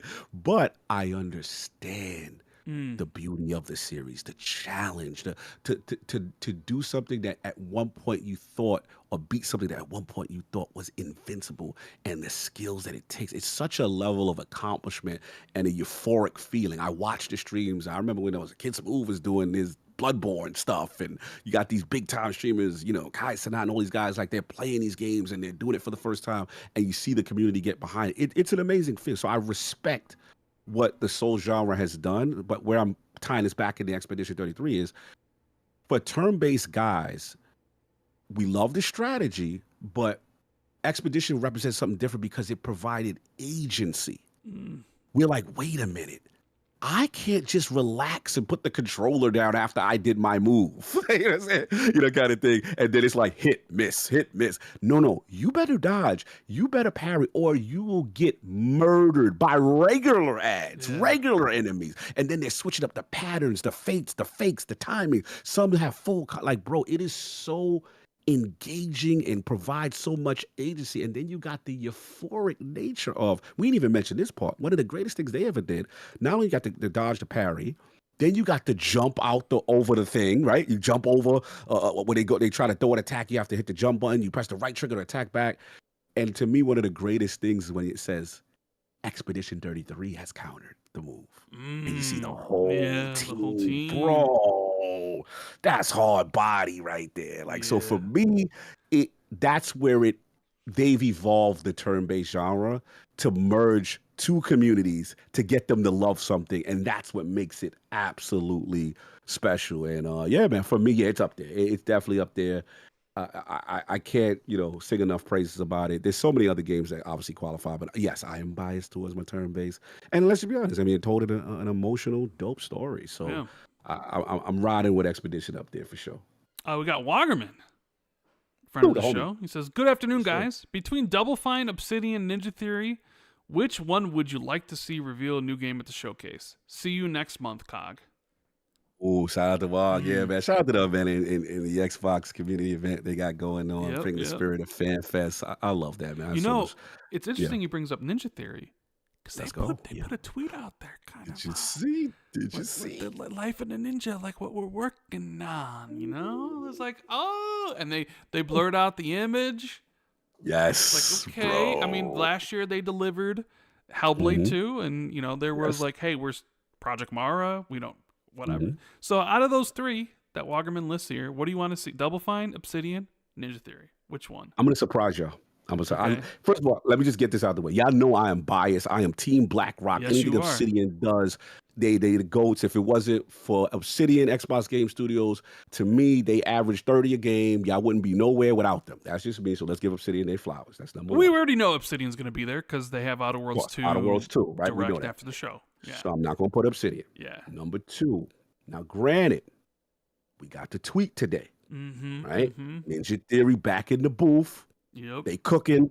I love to see it because let's be honest, there was even though me and you, I think, and for the most part, what is it? Hellblade 2 got like an 80-something Metacritic. Most people like Hellblade 2. We had our criticisms with certain things for a game length and stuff, but the consensus was that it was a good game, right? I think it was like an 82 Metacritic or whatever. Don't say that to Maddie. I know. I can't say Don't the say man. that I can't to say Gene Park. I can't say the Gene Park, and I can't say it to Maddie. I know, whatever. I fight them every day on that. There's two damn slanders. I love them though. But so Ninja Theory's back in the booth, which is cool because, you know, again, the concern was, if this didn't sell, you know, what are they going to be doing? What's the next? So I was excited for that. But I got to be real with you, Ram. It's Double Fine. Yeah. Because to me, Double Fine is one of those underrated gem studios. You got Schaefer in the building. We know from the Psychonauts, right, too. It's time. Like, I'm actually curious to know what they are cooking up. We need to get at least an idea, a sizzle trailer. What are you working on, Double Fine? So that's who I want to see. The two that I want to see is always Double Fine, and then obviously we do it at XHAL. They finally came outside and said, yo, we doing Clockwork Revolution. That look cool. All right, fine. I got to know what you guys are doing. But Double Fine to me is that they in the cut, bro. Like, I think they're so underrated. Bro, Psychonauts 2 was fire. Like, people sleep. Like, it was a really, you know, good game. And I'm dying to know with his mind and his team what they have cooking. So that's my choice that I'm hoping that Double Fine has something to reveal and really surprise us with at the showcase. Right. Okay. We just talked about the Christopher Dring stuff, right? Yeah. I did get a message about, apparently he clarified. Oh, so I'm going to read his clarification, okay? All right, let's get it. He said, apparently a line I said in my podcast has been picked up. It was the one around some publishers, developers being baffled by Xbox's strategy of putting games on PS5 and questioning why they'd support Xbox if they're not going to grow the console. 3 things to clarify. 1, Xbox's third-party support is stronger than ever. You can see that through Game Pass deals, relationships with Square, Sega, etc. There's no evidence at all of people walking away from Xbox. Quite the opposite. 2, this part of the podcast is really to point out the transitional challenge Xbox has in keeping publishers happy with the Xbox console while pushing their multi-format strategy. I don't believe for a second we're going to see many companies, if any, move away from Xbox, despite what a few might be grumbling in private. The whole industry strategy is multi-platform. 3, there you go. Ultimately, I believe Xbox's strategy is great. It's just there's a transitional challenge they need to manage, but they can do it. Xbox and Game Pass is still one of the best value deals you can get in video games. So there you go. Shout out to Drake for clarifying. Yeah, I wasn't trying to come at the guy. You know, I understand. I'm glad he did that because, first of all, shout out to us. Because clearly that podcast was Xbox too. There's no doubt. Like we got to pat ourselves on the back a little bit. But yeah, it's all love, man. I firmly agree with what he's saying. I think it's all context. What's funny is you gave him the benefit of doubt, and it ended up being exactly what he clarified, right? Yeah. Which is the uncertainty of next generation, and it's up to them, right, to say, hey, this is the vision, this is how we approach it with the next generation of hardware. We want you on board so that there's no, you know, confusion. Is that we have perfect clarity going into the next gen. I think that's smart. But yeah, all the signs were there as far as how the industry is shifting from a multi-platform standpoint, and you know, wanting to get the games everywhere. So yeah, shout out to him. I'm glad he put that out. That's super dope. Yeah. So that clarifies a lot of stuff, but it doesn't really matter now because all the articles are everywhere about it. So No, that's how unfortunately that's how it goes. that's how it is. But so you want to see Double Fine's new game, right? Yeah. What are your three? Yeah. Where you at, man? What you want to see? I mean, I do. There's a part of me that was like, I love Psychonauts 2 so much that I was like, man, I want to see their next game, but there's been rumored to be multiplayer orientated. So I'm kind of like, really? Yeah, there's like, whether its name is Kiln or whatever. It's just like, I don't know. But then I see my boys, the ninjas. Yeah. And I'm like, they cooking. I mean, I would love to see Project Mara. Yes. So I'm going to go Ninja Theory. I like Even the though, choice. like, I would not, I would love to see what Double Fine's working on, but. No, I love your choice. And, me and you both love Ninja Theory. Shout out to Cambridge in the building. They don't get enough credit for what they attempt to do. Again, I know, the criticism, the game was short, that's fair. All I'm saying is there's nothing that has that level of emotional experience and the way they're doing something so unique in mental illness. I just think it's super dope. It should be celebrated. That's just me. Maybe I have too much of a bias in that regard. But I Project Mara, I agree, because we see them kind of flirting with horror and things of that nature. So maybe it's Mara, maybe it's something new. I'm just so glad to see them. And this is why I know why I go so hard for Ninja Theory. Because for their size, we have to admit, whether you did not like Hellblade 2 or love it like we do, bro, that was to this day a graphical tour de force.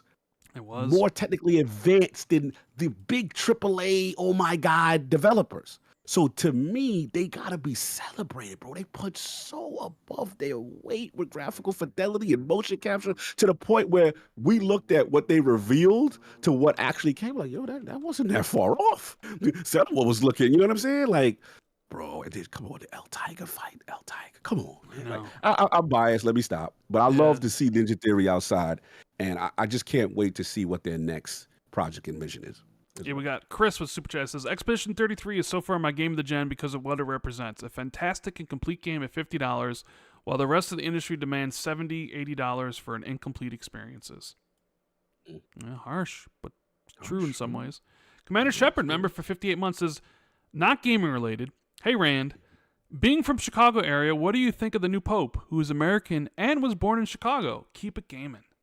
Yeah, so the new Pope is from Chicago. I saw there's pictures floating around where he was at the 2005 World Series of the White Sox. Wait, Southside? Southside apparently. Oh, that is it. So now it's like, it's funny because I'm gonna this is gonna look bad on me. But when the Bears drafted Caleb and we were watching preseason, I said to Cog, I was like, we're going to win the Super Bowl in the next 5 years with Caleb, right? And then Caleb had the terrible season that he did, and the Bears sucked. But now with all the moves they've made, and with God on our side, with the Pope, God is with this. So now I'm feeling like, all right, we still got 4 years to go. We got the Pope on our side. I'm sure he's a Bears fan, so we got that Bears Super Bowl coming in the next 4 years. Look, y'all reloaded. I will say this. Y'all had a nice offseason, bro. And then you got your Lions guy. Bro, y'all looking good. I ain't gonna front, man. I mean, it's the the Pope's at the South Side now. Anything can happen. I like that. We got David in Super Chat saying, thanks for letting me know, Rand. I thought if I beat the final boss, I wouldn't be able to go back and to do everything else. You can. So if you do beat the final boss, it does put you right out before the final boss, and then you can go back to the continent and do all the extra stuff in the game. What I was saying was, if you still want the challenge, right? Because when Act 3 starts, you can basically go to the end and do the final story stuff, or you can go around the map and do a bunch of all these other things, and you basically could level yourself up to the point where you're so over-leveled for the final level of the game that the challenge would be gone. Is what I'm saying. Yes. So if you still want the challenge, then I would recommend just immediately going to do that last level. And then, because it puts you right back out where the final boss is, then you could go back and do all the super bosses and the endless towers and all that stuff and grind your way up to 99 and all that stuff. That's all I'm saying. If you just want to be OP and you just want to just destroy everything in one hit after, like you can do that. I'm just saying if you enjoyed the challenge of the fights and the pairings and things, I would recommend going and doing the ending right away and then doing all the extra stuff after that. Okay. We got Teddy. Super Chat says, both we squat daddy in the pod. Inside joke, Rand. Definitely inside joke. They We messy squat right daddy. now. Yeah. Yeah, they messy. They're killing me with these Road to Tokyo challenges. Oh my god. William says, Dring says devs are skipping Xbox due to latitude. Well, I mean, we did just read got the clarity his, now, the yes. clarification. Yeah, so that is now false. Yeah, we did just get that. So we got Just James, member for 18 months. Do you think Sony will try and pay devs to cut content from Xbox or even skip it altogether still after the multi-plat strategy? What you think, man? I'm sure Sony will still try to have their exclusives. I don't know if they'll go back after like any sort of big ones that demand like a huge chunk. And honestly, they may look at it like Xbox is so down in the dumps, their console sales or whatever, that they don't like the games are essentially de facto exclusive anyways because nobody owns them. They could be looking at like nobody owns an Xbox anyways, so why do we need to pay for this to be exclusive? Like we're still getting the game, you know what I mean? I'm sure they'll still do their deals, like most companies do, but I can't see them cutting content or whatever. I just personally don't see it. So no, it's a good question. I wanted to ask you this. I forgot to ask you when we did the Gears. Actually, I thought it was quite interesting that the PlayStation account tweeted the Gears of War Reloaded. I mean, I'm not that surprised. I'm not that surprised. I guess why I was a little surprised is because remember, like we knew prior to this, we knew like Forza's coming, right? Mm-hmm. They the Playground account had tweeted that, and I think they had a state of play, and I felt it was a perfect time prior for them to kind of say, announce the Xbox games on their stage that were coming. I thought it was interesting that still on their showcase, but we know the games have been announced for them that they didn't want to promote. So I was like, are they still holding on to the old ways of doing things? You know what I'm saying? As far as like, hey, we're not going to mention that, but then obviously we get this tweet. So I was just curious, like, I guess my question to you is like, moving forward now, the next Sony state of play, like, will we see Xbox games on their showcases as far as from a promotional standpoint of ports that are coming? Do you think we will get to that point? I thought we were going to see that already with Forza and Indy being there, and they weren't, and they still were number one. I thought we'd see them at the Nintendo showcase, and we didn't. But, I mean, that may have more to do with the fact that they don't seem to be launching soon. Right. I don't know. Maybe they don't want to. Maybe they'll just announce these games on social media and just roll with it. Because it seems like it's really not hurting anything, right? They announced Forza Horizon on social media, and supposedly it sold like almost 2 million copies already. And Oblivion was a shadow drop and all that sort of stuff. And so maybe it's just like we don't need to be a part of that. I don't know. Yeah, I agree. Edwin J. Garcia says people not liking the platform is self-inflicted. Well, I mean, look, there's a fairness to that with the the debacle that we could, the Xbox One era, right? Not everybody can afford every console. Right. Not everybody wants every console, right? So right, and they were on course correction ever since. So I get that. I'm never saying none of this wasn't self-inflicted, but again, all I'm trying to say is the narrative was that, hey, we'd buy an Xbox if they had compelling software. That's all I was told. I was told that there's nothing compelling. They don't have any games. The data says otherwise. The data says, oh no, you love those games when it's on the platform you like. So that's where it just, I know this is a harsh thing to say, but I do feel it exposes the hypocrisy of, social media. And like, that doesn't represent the real world, because the real world said, no, we want that. We just want to play it where we like it. Yes. Yeah, that's it. Yeah. That's true. We got Danny Passion Official saying, I'm over 500 hours on Elden Ring, 300 hours in Sekiro. Expedition 33 is right there for me. One more boss for me to beat all the bosses of Expedition 33. So Danny seems to agree with us, and he looks like he's a fellow Souls fan, or at least the games that I like from Software. But yeah. It's going to be a fight at the end of the year, though, man. There are a lot of deserving games. I mean, I have my favorite. We all have our favorites every single year, and half the year still to come. So there's still some games that could surprise. But when I think about emotional impact, I'm not sure any other game is going to have that impact. Which is why I think Expedition 33, like when I was comparing Split Fiction and Expedition 33, and all the fun I had with my buddy Gopher and stuff, and all the fun I was having by myself with this. Part of the reason why I put one over the other is because of the emotional impact. Yes. Right? The characters and the dearth of them within it, within Expedition 33 and stuff. So, I look at the other games coming, and I'm just like, I'm not sure it's going to reach the highs of Expedition 33. It would be more impressive. Is like, one of my top 5 going to be, right?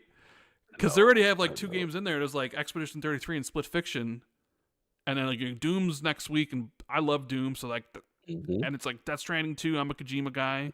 Doom's Ghost of like Yotai, 86 Outer Worlds right 2. Like everybody tells me how amazing Outer Worlds is. Ninja Gaiden 4. Mafia. I mean, if Silk Song comes out this year, I mean, like, what a great year so far. Like I said in my tweet, gaming is great. I know, because I know a lot of people out there that want to bitch and moan about the negativity of stuff, of this or that or the other, and I'm just like, I just love gaming, bro. I love watching my shows. I'm currently watching Blood of Zeus on Netflix. Season 3, final season just dropped. Man, I gotta say, if you look, I don't really watch a lot of anime, and this is an animated show. And, the animation's not necessarily, I wouldn't classify it as the best. But, man, if you like Greek mythology, Zeus, Hera, Hades, that's me. Kronos, Hermes, and all that stuff, man, like, I binged the first 2 seasons so quick. It was really good. And then I'm going to be getting into Andor, Star Wars Andor. Yo, I got to get into that. I heard that. No, that's good. Yeah, the final 3 episodes are next week. So there's that, and all the books I'm reading and stuff like that. So it's like, man, it's like, shows are great, books are great, gaming's great.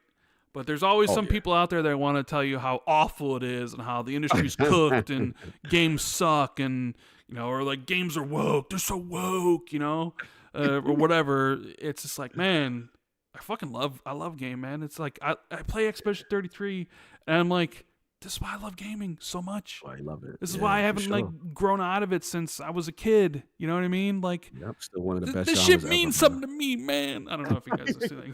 I got feelings, bro, and it means something. I feel that, bro. It's real. There's something. It's few things that can match gaming, and now we've even seen it because now gaming has permeated pop culture, and we have transmedia with the movie tie-in, and movie tie-ins. Like, look at what Minecraft is doing right now. Shout out to my man Zedox in the building. You know what I'm saying? Like, it's so much right now that it shows that if you do a good movie and a good representation of the game, now you've opened up a whole new audience. Look at the Fallout show. You mentioned the Fallout show. They literally yesterday just posted, they wrapped on season 2. Walton Goggins, he had that tweet or Instagram post where he just ripped off all the ghouls' prosthetics to show it's over. So they just finished filming Fallout season 2, and like all the actors have talked about it. Like, this is where the story truly begins. This is where it gets crazy. Walton Goggins is like, you guys aren't prepared for this season. Really? And so people are thinking, oh, well, they just finished. They must be coming soon. So what happened was they finished filming Fallout Season 1 in March of 2013. Okay. And it released a year later, April of 2024. Jesus. So they just finished filming Season 2 March of 2025. So it's going to release like March, or it's going to release May, June, July next year. They're still going to have a year of post-production or whatever. Post-production. But it's done. It's filmed. I'm not a fan of this 2 years in between season bullshit for shows. Here we go. I don't care. I don't care. Like, no, me and Paris will fight about binging, even though secretly behind the scenes, he's like, Ben, I love binging. Binging is the way, right? He won't admit it on social media, but secretly Paris be like, I love a good binge. You know what I mean? You got the receipt? Yeah, I got the receipt, actually. I got the receipt. In fact, defend yourself, bro. I remember I told him, like, it was if Fallout had done week to week, it wouldn't have been successful as it was. The reason it was so successful is because they binged it So and I know this because my sisters were watching it, and they watched the first episode and they loved it so much they immediately watched all the rest. If it had been a week to week, they would have forgotten about it. But they were smart and they released it as a binge. So binging is the way to go. Binging is always the way to go. I love this argument. It's funny. I love it. I cannot wait for Fallout Season 2. Hell yeah. You know, so if that's going to be next year, do we get a Fallout 3 remaster to come along with the COG? You know? I mean, I've been telling God Howard every time I bump into him, bro. You know what I'm saying? I know you got things going on. You know, shout out to his amazing involvement with Indiana Jones. I told him this, I was like, brother, I could tell the love and care for that franchise, you know, what they did for it. But I got to think about my boy Batty, man. Like, it's time, you know? And here's the thing. We've got the data with Oblivion, right? You put together a good, you know, remaster. Shout out to Virtuos. They did fantastic. You know, the desire is there. So, again, if it lines up, you know, with the release, I think it's a slam dunk. If you could time that with the release of that new season of Fallout, you know, on Amazon, bro, it's going to be a gold mine. Because, bro, we even seen 76 eating off of engagement because of the show. People firing up Fallout 76, playing it for the first time and seeing the boost and the shot in the arm that gave it. So, yeah, I think my theory seems to be true right now, Rand. I got to come for you. Remember, I was like, the FTC leaks, bro. I don't know if any of that's happening. And I'm like, bro, I think that list is still accurate. And I believe, was Oblivion was on that list. Fallout was on, Dishonored was on that. I believe that list. I just feel that the timeline just has changed. You know, some things have, you know, fallen. Obviously, some things are restructured. We know a lot of stuff is going on with Arcane and so on and so forth. But I'm firmly believe if it got to that point of pitch and say that they were going to do it, then it was going to happen. Now it's just a matter of, you know, the execution. So yeah, Fallout, to your question, would be perfect. Get that 3 remastered, ready for, you know, the next season of the Fallout show. Bro, sell like hotcakes. No question. Yeah. See what else we got here. We have 4 guys with quarters in the house saying, yes, COG preach, Double Fine is legit. Clowns, what up, bro? Yeah, man. We got to see them outside. It's been a while, man. You figure we'd see it this year, right? They put Psychonauts out in 2021. It's 2025. Yes. You know, it's time to come out the house to show what you got. Absolutely. We got Big Afro Man who says, COG, do you think buying ABK was the nail in the coffin for Xbox, like Colin says? Or was being the biggest publisher always the plan? Much love, ILP, defining Duke. Now, before you answer, but like, the FTC lost their appeal, by the way. Yes, I did see that. Time that. So what do you think of this question? Was it the nail in the coffin, as they say?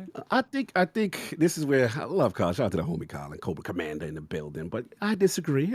I think it's a more nuanced discussion. And what I mean by it is, yes, if you want to say, okay, letter of the law, because of this moment, that changed the trajectory of Xbox, okay, fine. But I do feel there's more nuance involved because the thought process was ABK was never on the plans for Xbox, right? That happened to fall in their lap. They did the numbers. Okay, let's do it. At the time, Rand, before the deal was announced that they were seeking to acquire them, Xbox consoles were selling. Game Pass numbers were being revealed. We were getting numbers and updates. They were trending upwards. In my humble opinion, I do not believe they thought they would be in the litigation and fight for their life to prove that they would not be a monopoly, that they would not dominate gaming. I don't think they anticipated how aggressive Jim Ryan and PlayStation was to fight that. Then they got hit with the double whammy. Not only did the FTC, remember the CMA, then blocks and says, oh, not because you'd be a monopoly, but because you dominate the cloud space. So in my opinion, now you have to create 2 timelines in real time if you're Xbox. You have to say, wait a minute, this deal might not happen now. We may owe them money. And now we have to come up with a timeline that what happens in the world we don't have ABK. And then the first timeline, which actually happened, which is now we got to spend more time, more resources. Remember, bro, they were showing up to court with consoles to explain how the market works. People didn't even know how the market works. So again, you can't tell me that that was in their bingo card that this was going to go on for as long as it went on. And I think that's what happened. So now the deal finally concludes, right? And then, like you say, yeah, shout out to you, yeah, Dark Fox was saying, and then no one, they had to get Ubisoft involved to take the cloud streaming rights because the thought process they'd be dominant in cloud, and now they have to prove that they wouldn't be. So that then it gets facilitated. But what happens now is the deal takes as long as it is. It's not, they're not integrated. And now it finally gets announced, maybe, what is it, 2 years later, almost 2 years later. And now stakeholders get, hey, we want our money. We want to show the return on investment that you put into this. And we were expecting. And also, by the way, why do we do exclusives? Because we've had Satya on record from saying, you know, you're not a fan. They don't understand. Yeah, not a fan. Stakeholders don't play these console war games that fanboys are playing. They're not playing that. They like, bro, why aren't these games everywhere? We spent $70 billion. Why can't we put it everywhere? Explain this to me, Phil. Right? And they have to go through it. So I think that's what happened, in my opinion. It's not as simple as, boom, just ABK, that's it. That was the death nail. And it was a way more nuanced conversation. And I think they are now pivoting as a result of that thing taking too long. But again, it's just my opinion. You know, me and Colin differ sometimes. That's the homie, though. We got the Grand Bip saying, you heard of Chicago PD and Chicago Fire. Now get ready for Chicago Pope. Yeah, coming to the nearest Hulu's, to, you know, or is it Paramount Plus or whatever? Yeah, new TV show. You know, there's like 15 seasons of the Chicago PD and like 10 seasons of Chicago Fire, and like there's these like Chicago shows on Paramount Plus or CBS or whatever that have like these ridiculous, like, yeah, Chicago Police, Chicago PD, Chicago Fire, Chicago this and that. I'm like, man, I didn't know there was like that. Wow, all right. Rico Flair Super Chat says, I think COG is right, but also wrong. Ooh. They want certain games like Halo, Gears, Forza, and Sea of Thieves, but those aren't coming out every day, or at a cadence that they find acceptable, so they aren't willing to invest in Xbox.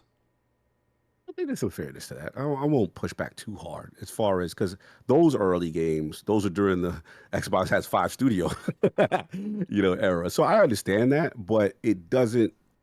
I guess again, when I look at the data, and here's the thing: when the games are outselling your own games on your own platform, that's an interesting data point to me. When you have exclusives, or even forget about, I think Forza, that they were outperforming like Night Ring and WWE, 2K. Like, these are big third-party games, like Elden Ring, the new Elden Ring game, the new WWE game, the new NFL. Like, when you see Xbox games dominating the PlayStation Store in that fashion, that to me is a sign that there was demand, and they lost the generation they should not have lost, because people are like, hey, those look cool. What that shows to me is that those look cool, but we're not willing to invest in your brand. We still want to stay where we are with our digital libraries. But I understand his point. He is right about cadence during the Xbox One era. Yeah, things were slower, but you can't say that now, obviously, right? What, Indiana Jones, you got Doom, you got this. Xbox's output since, I would say, what was the year Starfield came out? 2020, what? 2? When did Starfield come out? Starfield came out in 2023. 2023. So I see from 2023 on, Xbox's studio cadence has really ramped up. And it's to the point now where it's just like you got to push games back because everything's overlapping with each other. So I think, yeah, you're still probably going to continue to see this kind of engagement on the PlayStation Store. They're just going to be the number one. Xbox is just the number one publisher, the biggest publisher in gaming. And I don't see that slowing anytime soon, especially with the games that they have. Yeah. So, you mentioned earlier, I don't know if you mentioned this earlier, but the Final Fantasy stuff, right? Or maybe I'm thinking of someone else, but the director of the series basically suggested that the whole entire series is going to be coming to Switch 2. And I know this one's up. You really, this means something to you because it's like, what about Xbox though? Like, do those games coming to Xbox? So you still, I think Nate the Hate still said recently it's still coming and stuff, but how you feeling? No. Like, if it's not announced soon or this year, are you going to start to lose hope that it'll ever come?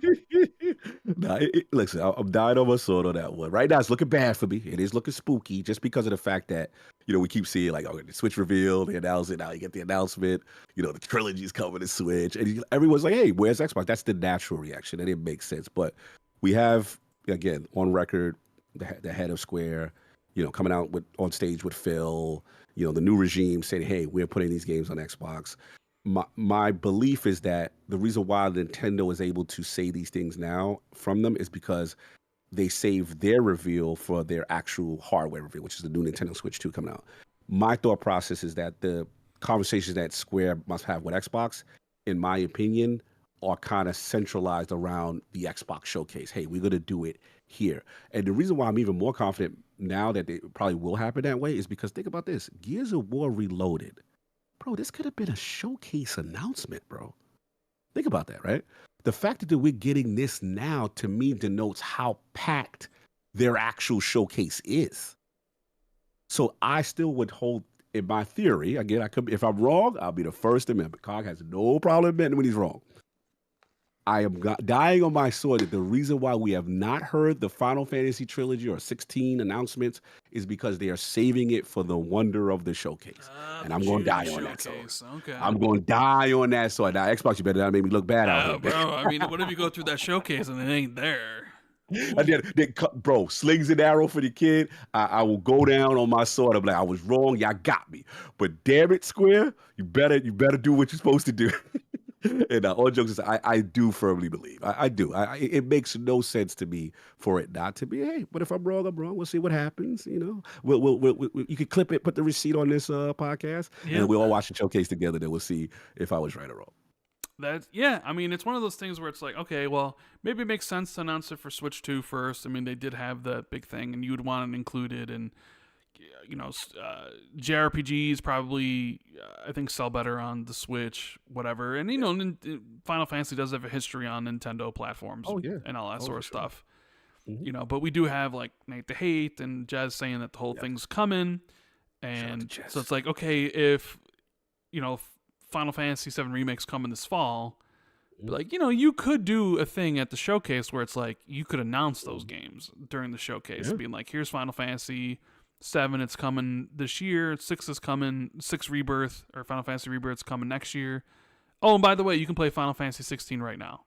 Ooh. There's a part of me that thinks the reason why, because June was always the talking point for the Oblivion remake. Yes. And it's like, oh, it's probably going to be a shadow drop. And it was like, well, June. Okay, the showcase is then, right? Got all the eyes on you. But like, oh, here's Oblivion, and you can play it today.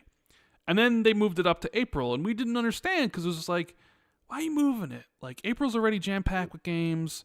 You're not really going to have anything for June, so it would at least be a game. And I'm like, I understand like the financial impact of like, well, maybe they wanted it, fully there for their end of the year fiscal quarter or what have you.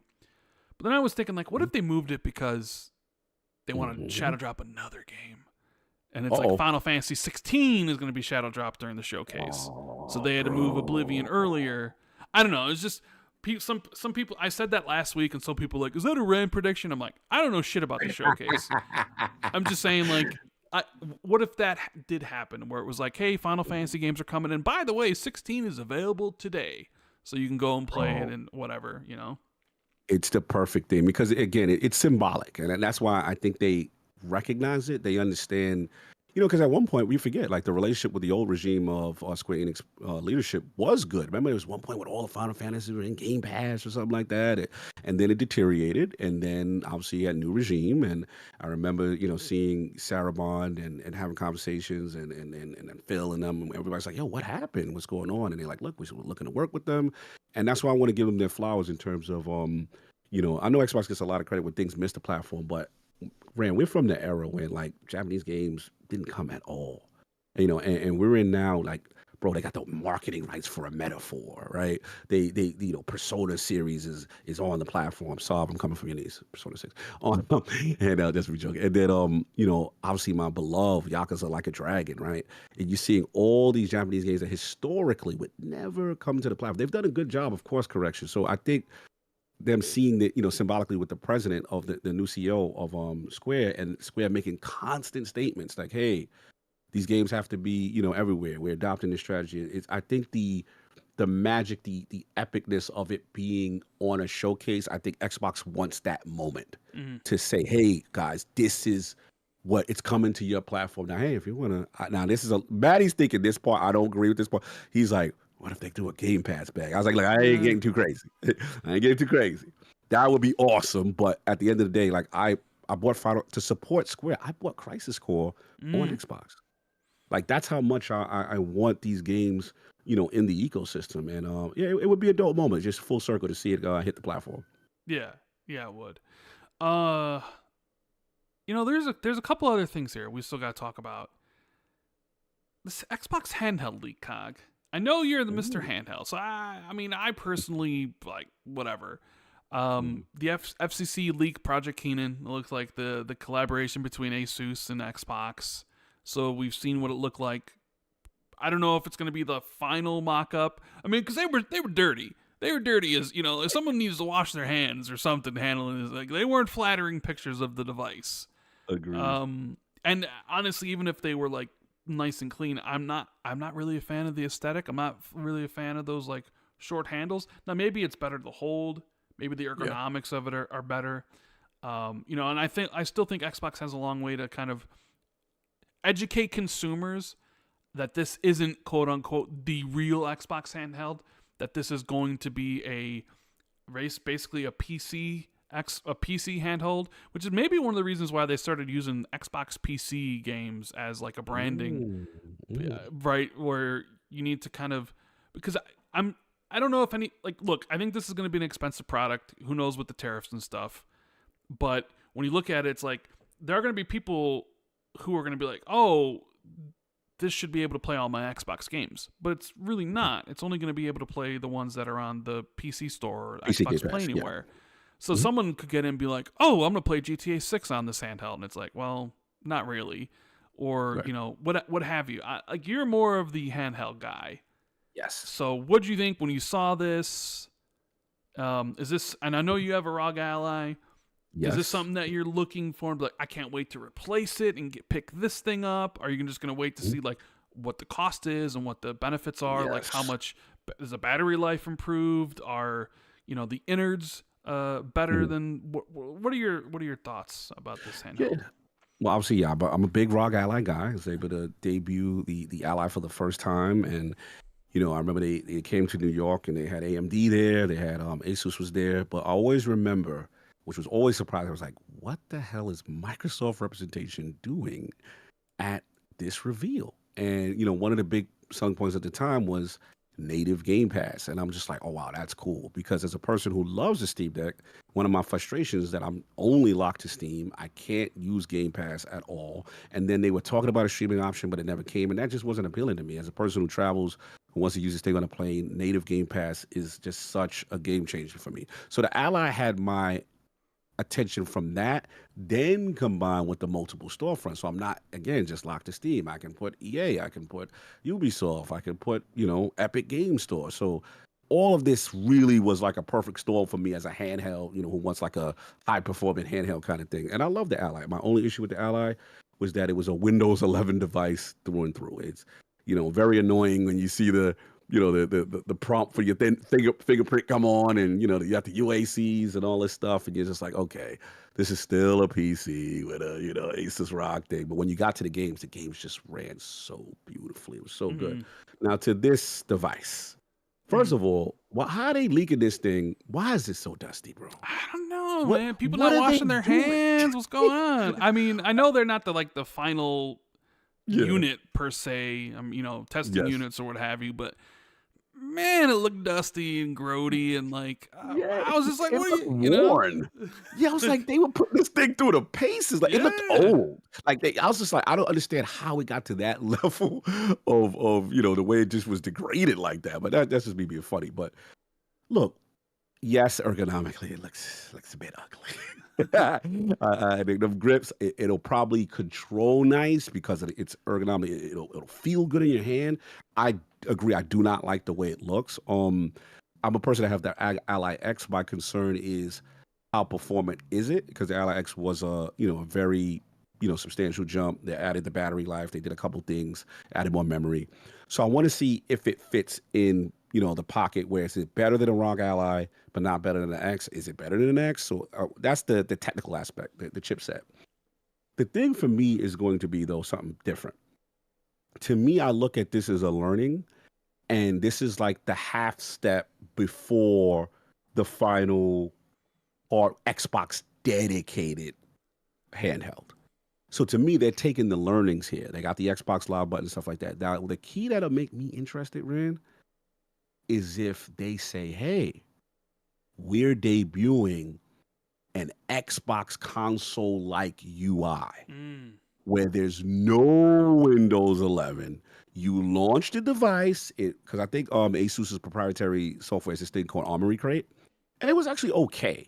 Like, if it just launched in the Armory Crate, like I make me have to go through a bunch of steps before I even see a Windows desktop. If I see a Windows desktop, bro, I'm gonna be tight. I don't want to see it. I want to be able to utilize the directional pad on this device for everything. If that is not happening, it is an L, and I will see y'all later. That's how I look at it. I already have my X.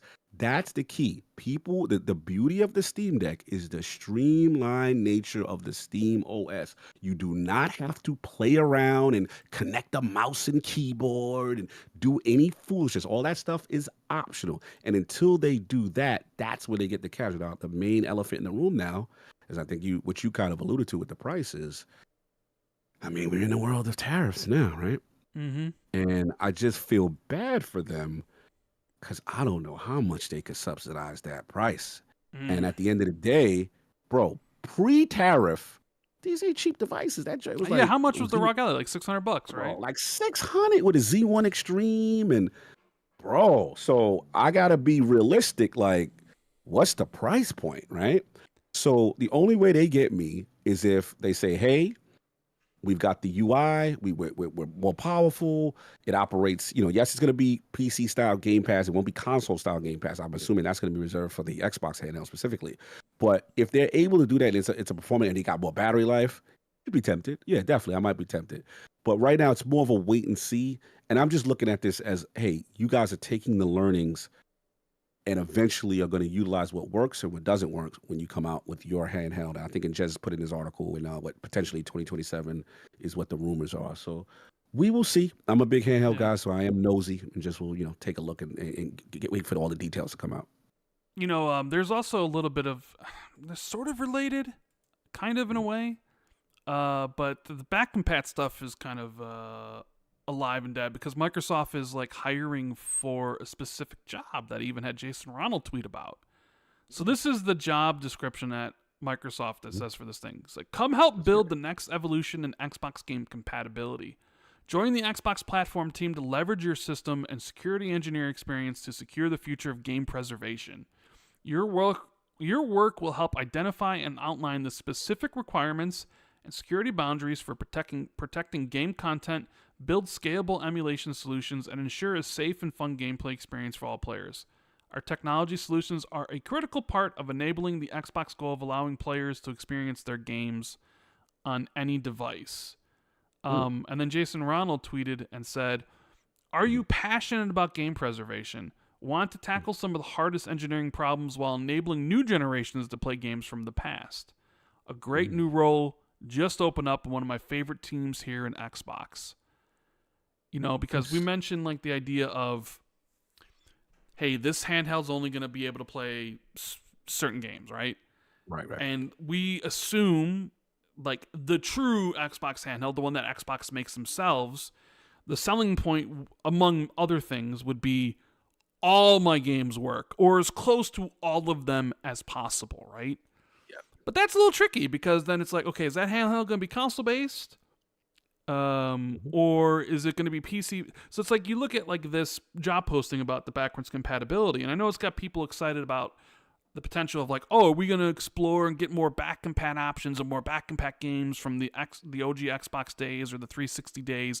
People have been clamoring for back compat ABK games like Singularity and like Spider-Man games and what have you. Or is this more like a hey, we're going to try to make sure that the games that you currently own that are currently like back compat on these systems, we're going to bring them forward to make sure they work on PC.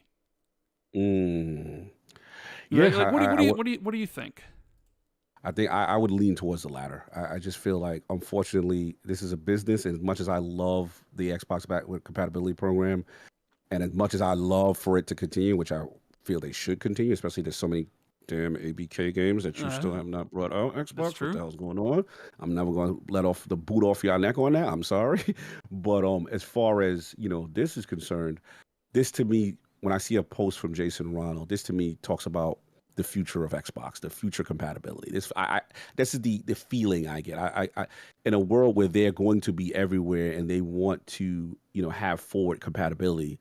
That is what this screams to me, and they want to try to tackle the challenges of even potentially having multiple potential storefronts if that rumor holds up to be true. So that's what I get out of it. I think that this is a new frontier in gaming. We are in unprecedented territory, and they are writing their own script to how gaming is going. They're doing something we've never seen before. They're the biggest publisher now in gaming that happens to have a console, right? So in this future, and they're putting their games for the most part everywhere. So how do you adapt in that future? You're going to need to be able to have functionality of all these ports in all these different places. You're going to need to be able to bring the Xbox Series X and S era over to whatever technology you plan to utilize for your next, console or what have you. So, yeah, it's a weird timeline. I've never seen anything like this in gaming. It's very interesting to kind of monitor and track,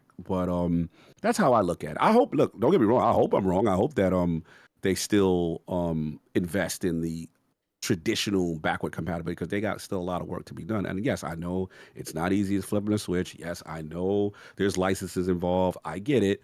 It just I just love that extra commitment they had when they would put in FPS boost and HDR, and they would get all these cool games. Like I'm just selfish, Rand. I just want my Transformers games. I want my War of Cybertron, my Forza Cybertron. I want my Spider-Man games. I want my Marvel Ultimate Alliance. Like, there's so much from the ABK catalog that I'm like, man, like, come on, And I get it. There's security involved. There's a lot of things involved with it. But to the long-rounded answer is, I think this is more of a future-proofing, forward compatibility kind of thing. And I think they really realize that it's going to be a big undertaking, and that's why they're trying to hire. I mean, I think it's good that they would want to bring all those games to PC and have them work. I mean, I think that's a plus. Like, I was like, oh, like, all those games I own on the console, I could actually access them on PC, because it would make one of the issues people have with the Xbox Store is it doesn't have all the games. The biggest games that you can name, like, they're not on the Xbox Store. And it would be something like to get that stuff there, whether it's through your older games, having them be there, and then working the way to try to convince developers that putting your games on the Windows Store is worth your time and your investment. And I think part of it is like they're going to try to reduce the friction it is to basically take your Steam ports and then the porting to the Xbox platform will be super easy. But I kind of agree with you that this is more about making sure the current games that you own move forward with you, and you can play them on PC or whatever the next console is, which I think will be PC based. I mean, I would love it too for the people out there that really like the back compat stuff, and you could get more games through that. Will it happen? I think that's like yet to be seen, but that does kind of tie into the handheld stuff. But let's talk about GTA 6. Because there's a big part of the show, big part of this week. I don't know if you saw, but they did 500 million views in a day. Damn. I don't know what the numbers are now, but they're absolutely ridiculous. And I think it was incredibly smart what they did. Now, hear me out here, Cog. Ready? Break it down. Let me hear. Because they first announced the delay. And to be fair, I think most people expected it not to come out this year. like, you know, we know Rockstar, they always delay their games. So when they announced it for like May of next year, I don't really think many people were too shocked by it. But there's always that tinge of disappointment because it was supposed to be this year. So you're like, oh man, really? And I think the smart thing they did was release the trailer a couple days later. Because that trailer, you ain't ever seen anything like that. So like you basically like, oh yeah, it's delayed, and you're like, oh yeah, and then you show people, and you're like, all right, keep cooking, because what you got there looks like, I mean, it looks like next generation. I don't know how they're pulling some of the, and they all say like it's half cinematics and like half in game, half gameplay, which makes me like watching that thing, and I'm like, what's half the game? Like, where's the like? Is this half? Dude, the way that game looks. The characters, the vibrancy, the color, the crop. Like, I'm sitting there, I'm watching this. I'm like, if you'd have told me this is a PS6, Xbox Series 2 game, I'd be like, I believe you. And it's like, it's literally like shaming every other game out there. But then again, it's like, this is Rockstar.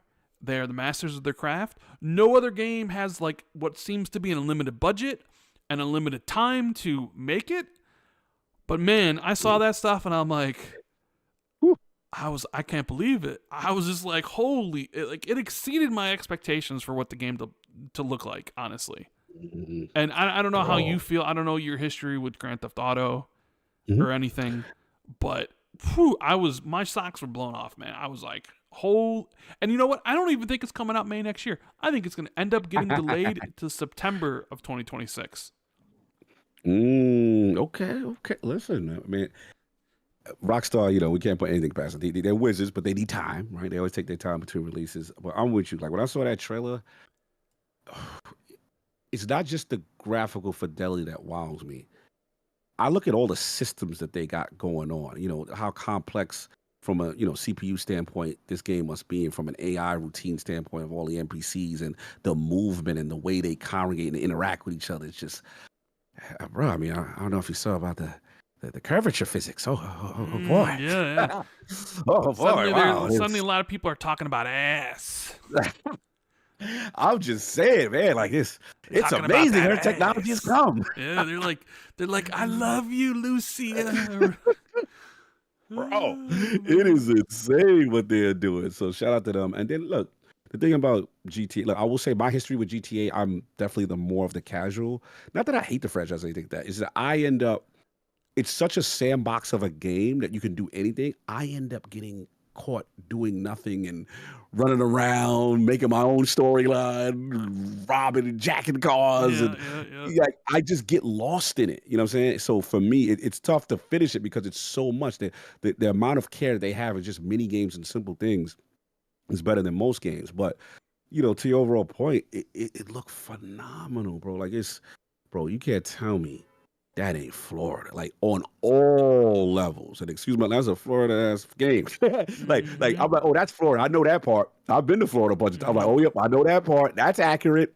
And what's funny about them is like their Rockstar is fearless as far as like them giving their unapologetic social commentary on something, no matter what group, what, you know what I mean? Like, yes. they you know what I'm saying? They have their pulse on the culture of what's happening in real life at the time, and I just think it's really cool that they're just, you know, unafraid to put things out there. They don't put themselves in a box. They're gonna tell it how they're gonna tell it, and you agree with it or not. But I think the fact that people love it so much shows that they're on to something. So.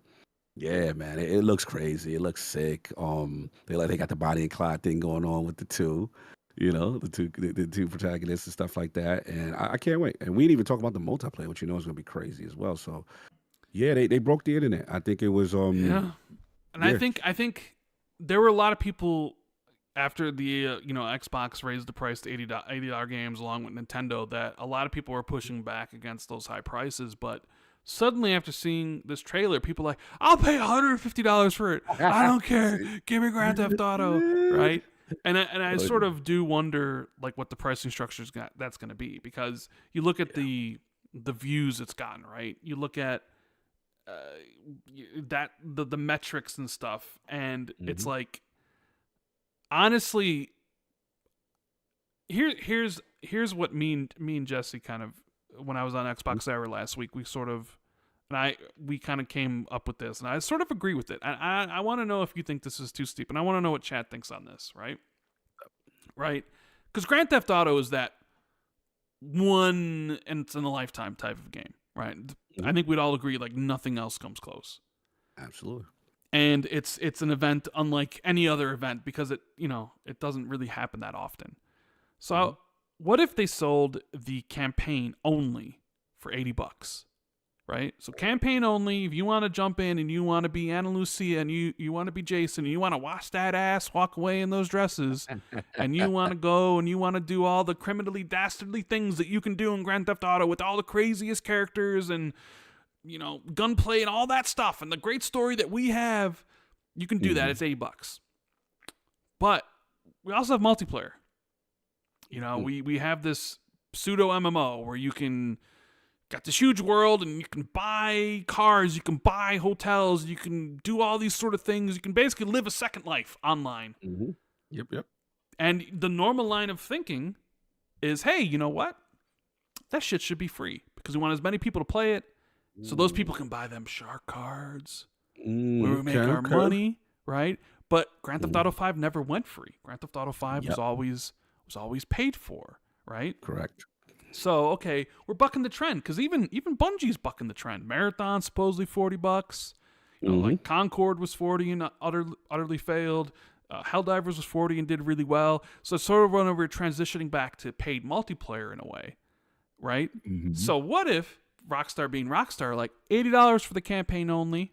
You know what? $80 for multiplayer only. So there's two versions.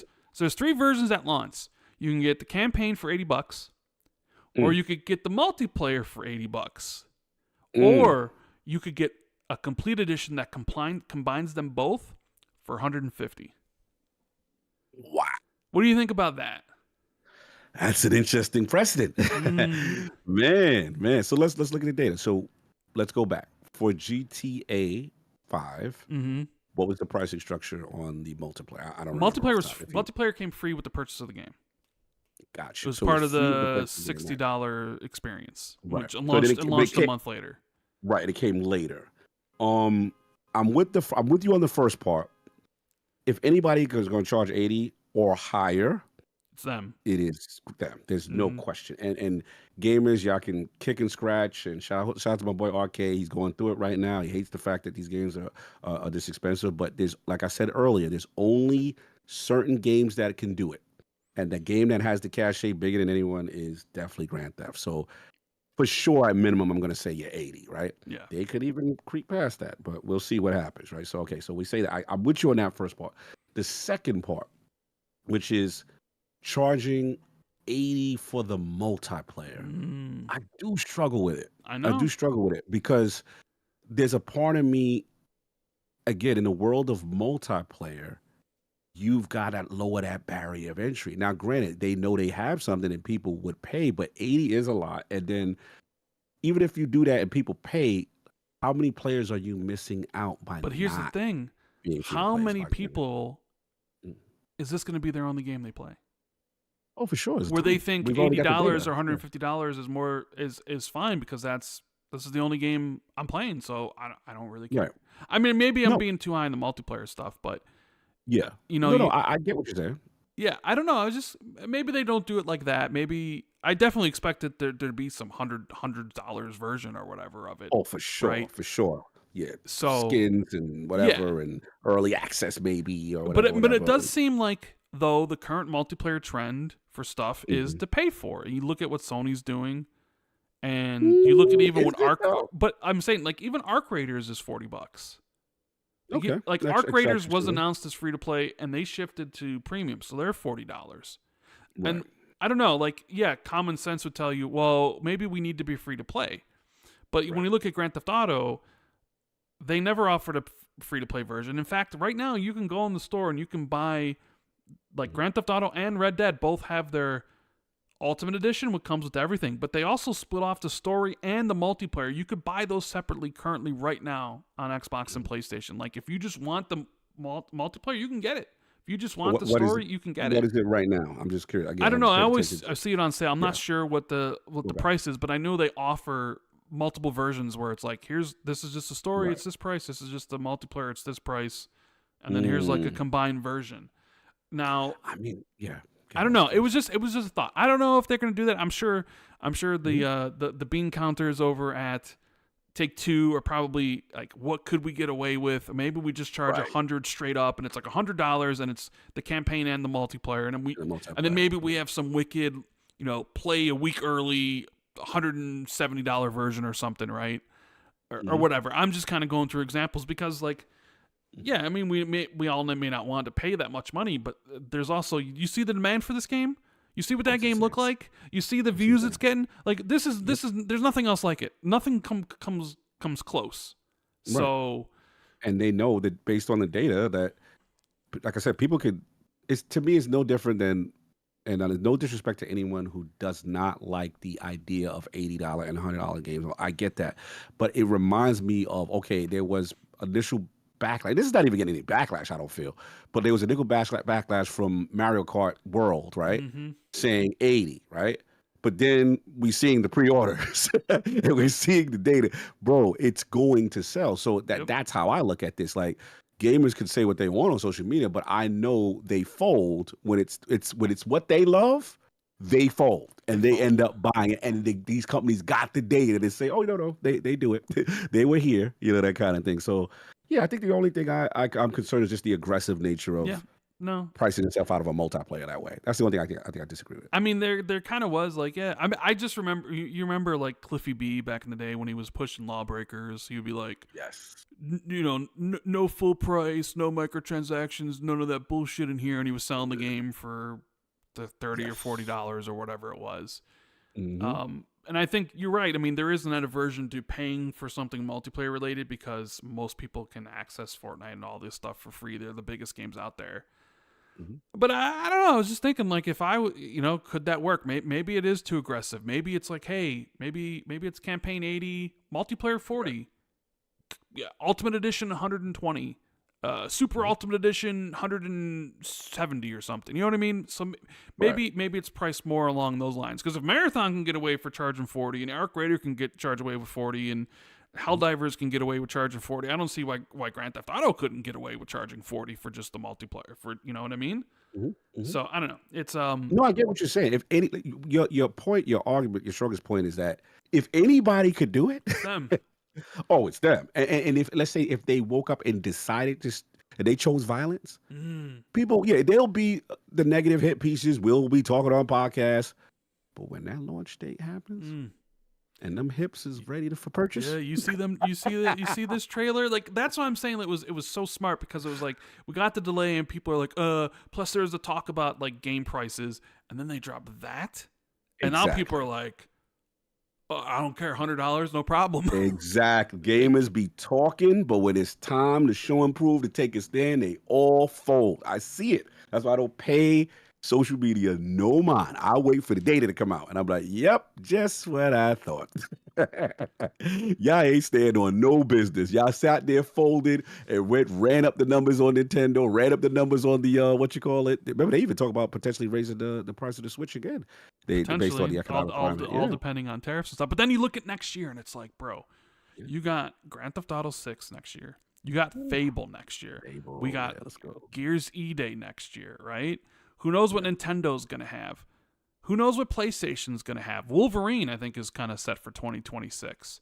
Then there's rumors about Half-Life 3 being real. Oh, yeah. Half-Life 3 being in such a state where it's playable from beginning to end and could be announced this year.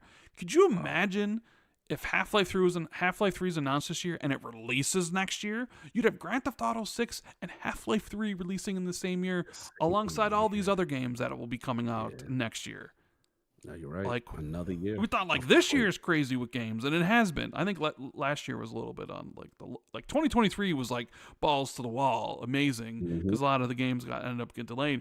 Last year was, but this year's like holy shit, and then like looking like next year is gonna be like holy shit again, right? Mm-hmm. Where and it's like I watched that trailer and I'm like I need this now, and I'm thinking like it's like all these other games out there. Like, man, well, I mean, granted, like you spend $1 billion on a game, and like you can get shit like that. Like, there's no, hey, work on it for 10 years or whatever it is. Like, you know, because they know it's gonna make all this money. So it's like we need to make this like the greatest thing ever, and we know what's gonna happen. Like when that thing comes out, they're gonna tout it as the biggest launch of an entertainment product ever. It's gonna be that weekend is gonna be the most money ever made by a movie, the most money ever made by a game, the most money by anything like entertainment wise. It's going to obliterate all the records, which I think Grand Theft Auto probably holds from 5 or whatever it is. Oh yeah, you know.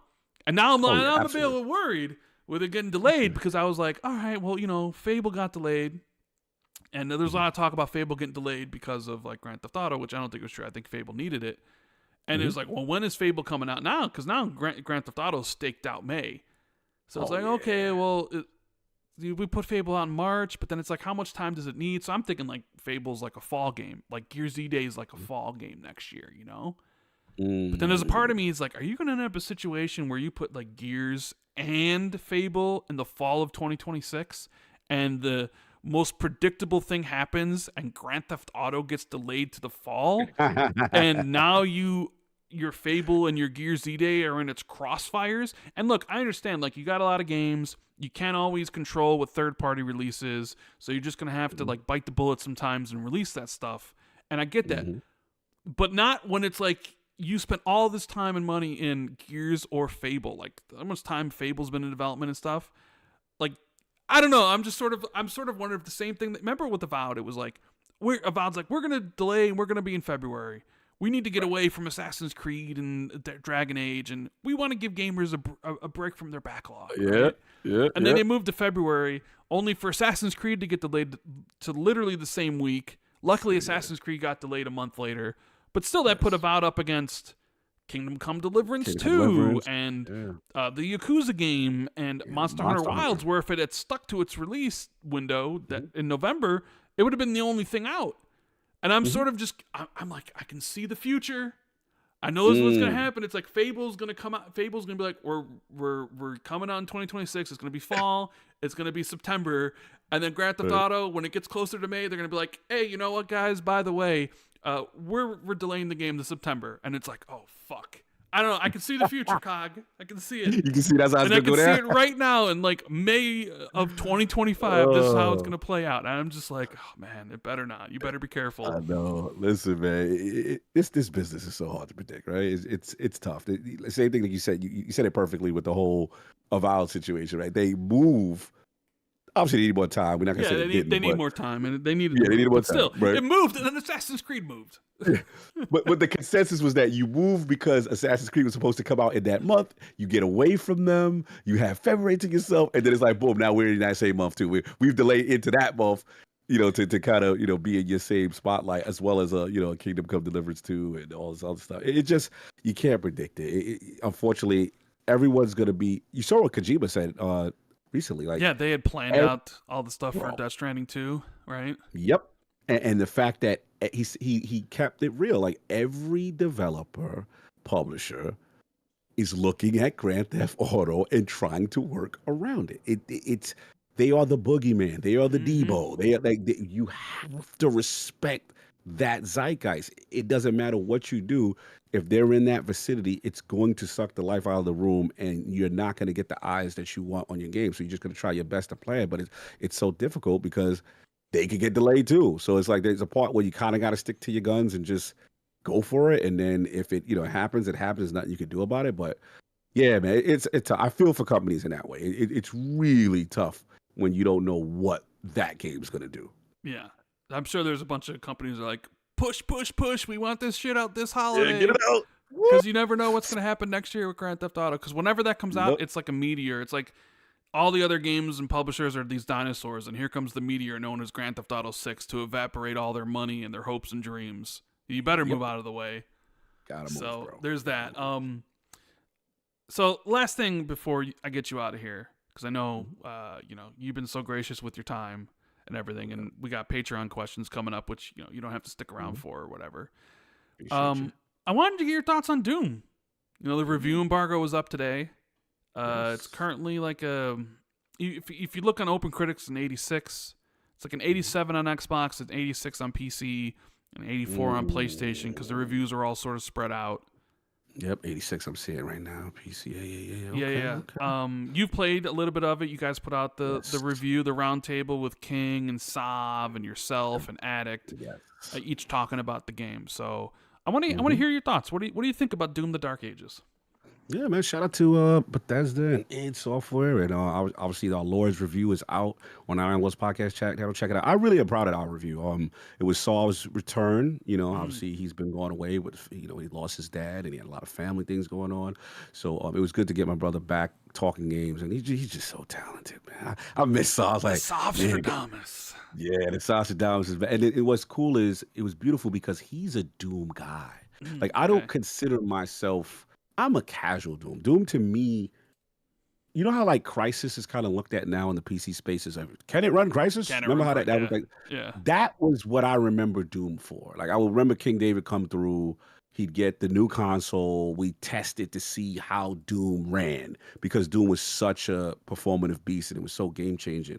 And I remember like a Doom 64. We're like, oh, wow, this looks good. And we would get each subsequent thing. But I won't ever consider myself a hardcore Doom thing. To me, the reason why I always was not hardcore is because Doom to me was like an excuse to just wreck stuff up without any real story. Like, it's like, yo, shoot, we got good music. We're going to blast some stuff. And then granted, we got to the later, the reimagining, the June 2016 and the Returnals and stuff like that. And they were cool, don't get me wrong. But I got to admit, man, I think this is the Doom for me. This is the Doom for COG, huh? Yeah, like they talking my like. First of all, I love the aesthetic. He's the Doom Slayer. We're going to the Dark Ages. He's got the cape. You throw the shield on him. He's got a flail, and the storyline is hilarious to me. It is like. The Sentinel, they know they cannot control him. He has almost like this obedience disc, I call it, in his chest. And like they deploy him like a weapon of mass destruction. I mean, that's like kind of what he was. He used it as a weapon. Yeah, bro. And it's like dispatch the Slayer. Right? So they dispatch right? So then he goes in there. Bro, this game is an excuse to just destroy stuff. Yes. And the thing that makes it so much fun to me is I didn't realize how much the shield and this gameplay. Like, this game is all about getting up close and personal. So I'll press the left trigger, target, throw the shield at someone, and then it like pulls them into me. Like, I close the distance, and then you get your combos off. It's getting real visceral. Like, the guns almost feel secondary, but where the game takes the next level for me is that parry, bro. So first, if they shoot traditional shots at you, you could hold, the left trigger. The year of the parry. I love it. Yeah, bro. So like you hold it up, and you could tank damage. You'll get hurt, but you'll tank damage. But if the enemy decides to shoot those green orbs at you, those powerful orbs, bro, when I see that green, I get excited because those are the parryable bullet hell shots. So they're coming at you, you parry, send it back, do massive damage. Then it's like, even there's enemies, there's big, leader type enemies that come down on you, they try to melee you, you parry, boom, you could stun lock them, do all type of vicious combo. It is crazy that the shield gets used for traversal. It's so many multiple uses for it. And then obviously you got the classic Doom stuff, but the thing which sets it apart that I think you're going to really love it, Rand, I'm going to say something controversial. Oh, okay.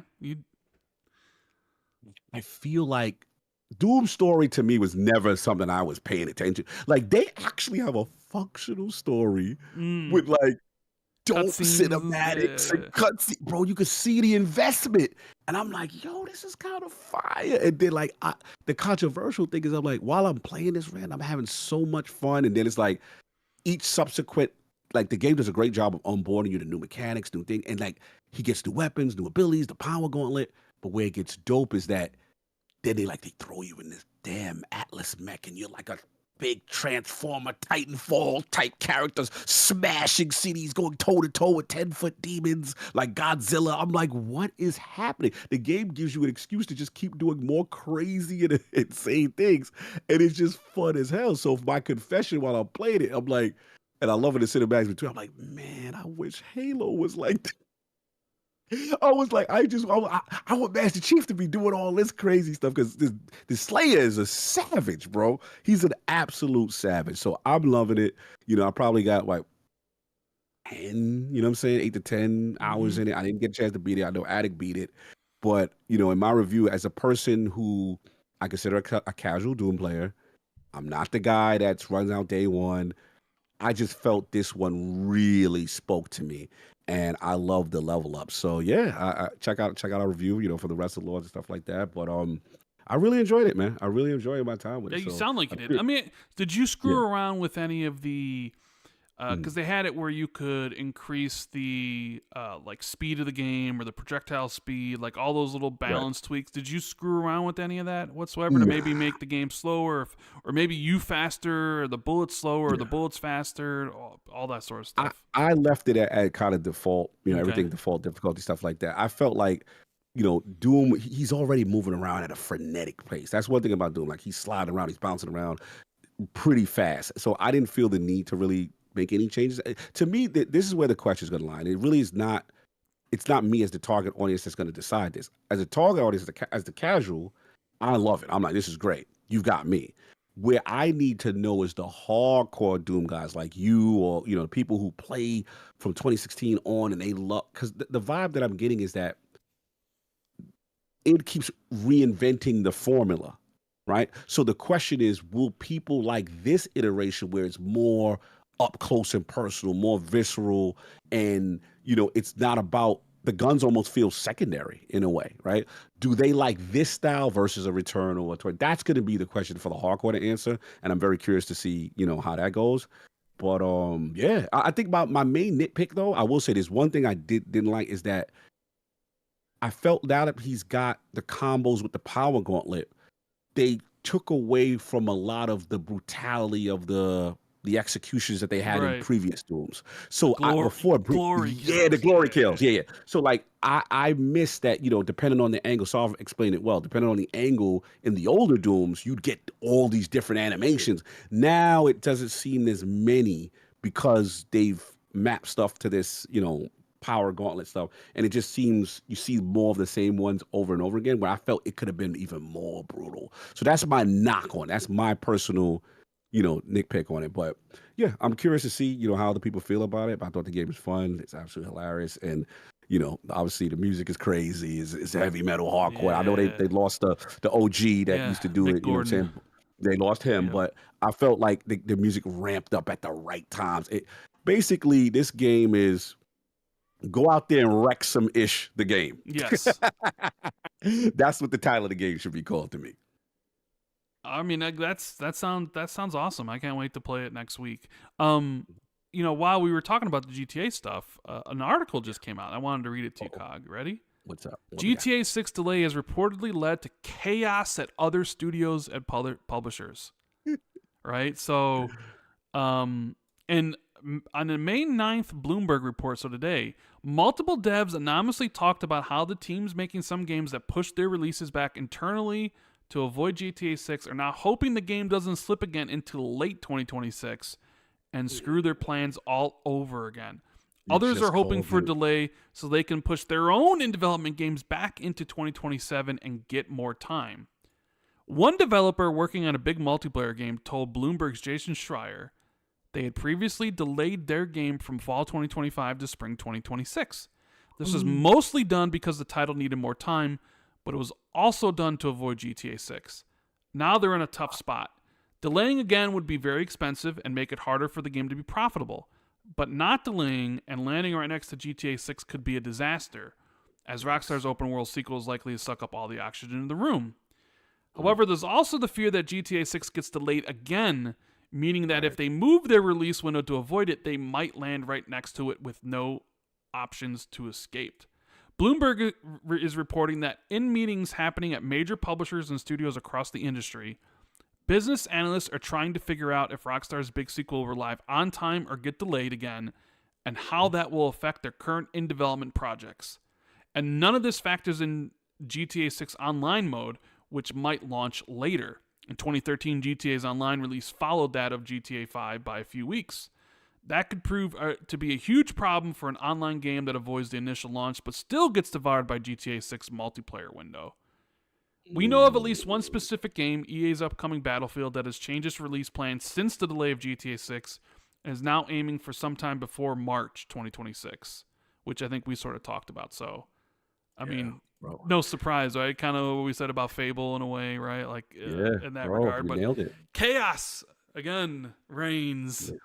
So, bro, you nailed it. It's such a disruptive force. I feel for companies. What do you do? What do you do? You literally, if you plan to come out this year, common sense was, hey, get out the way. So you could never, knock someone for that. And then you find out, okay, now they're May, but are they though? Right? yeah, And exactly. then so it's like then I feel for that studio example that he used, right, in the article, which is some studios might not be able to afford to move again. It's got to drop. So yeah, bro. Like it is. I'm just looking at, like, for a game, like, obviously, I love Bungie, and I'm trying to hope Marathon does something, right? And at first I was like, okay, well, they're in trouble because initially we thought obviously Borderlands was going to be on that day, and then GTA was looming, and then they'd get this guys taken away from them. But like, if you're in that category where you're anywhere in proximity, you're in serious danger. Yes. And unfortunately, a lot of people just don't have the capital to move again, and there's going to be casualties here. It's like a nuke, bro. Like, it's collateral damage. It's going to be someone who can't move, and it's like, damn, you're going to be eviscerated. You will not be remembered, and it sucks. It sucks. And then you brought up a big point, which we didn't mention. Like, we're all assuming the online's going to launch with the game. Hello. It very well could not. Maybe the online launches a month later. Yep. Sort of like GTA 5 did. And then that's like, you're screwed because everybody's playing the single player, and then like a month later, everyone's playing the multiplayer. So it's like the impact zone's even wider. So yep. It's literally 2 major nuclear bombs. It's 2 releases.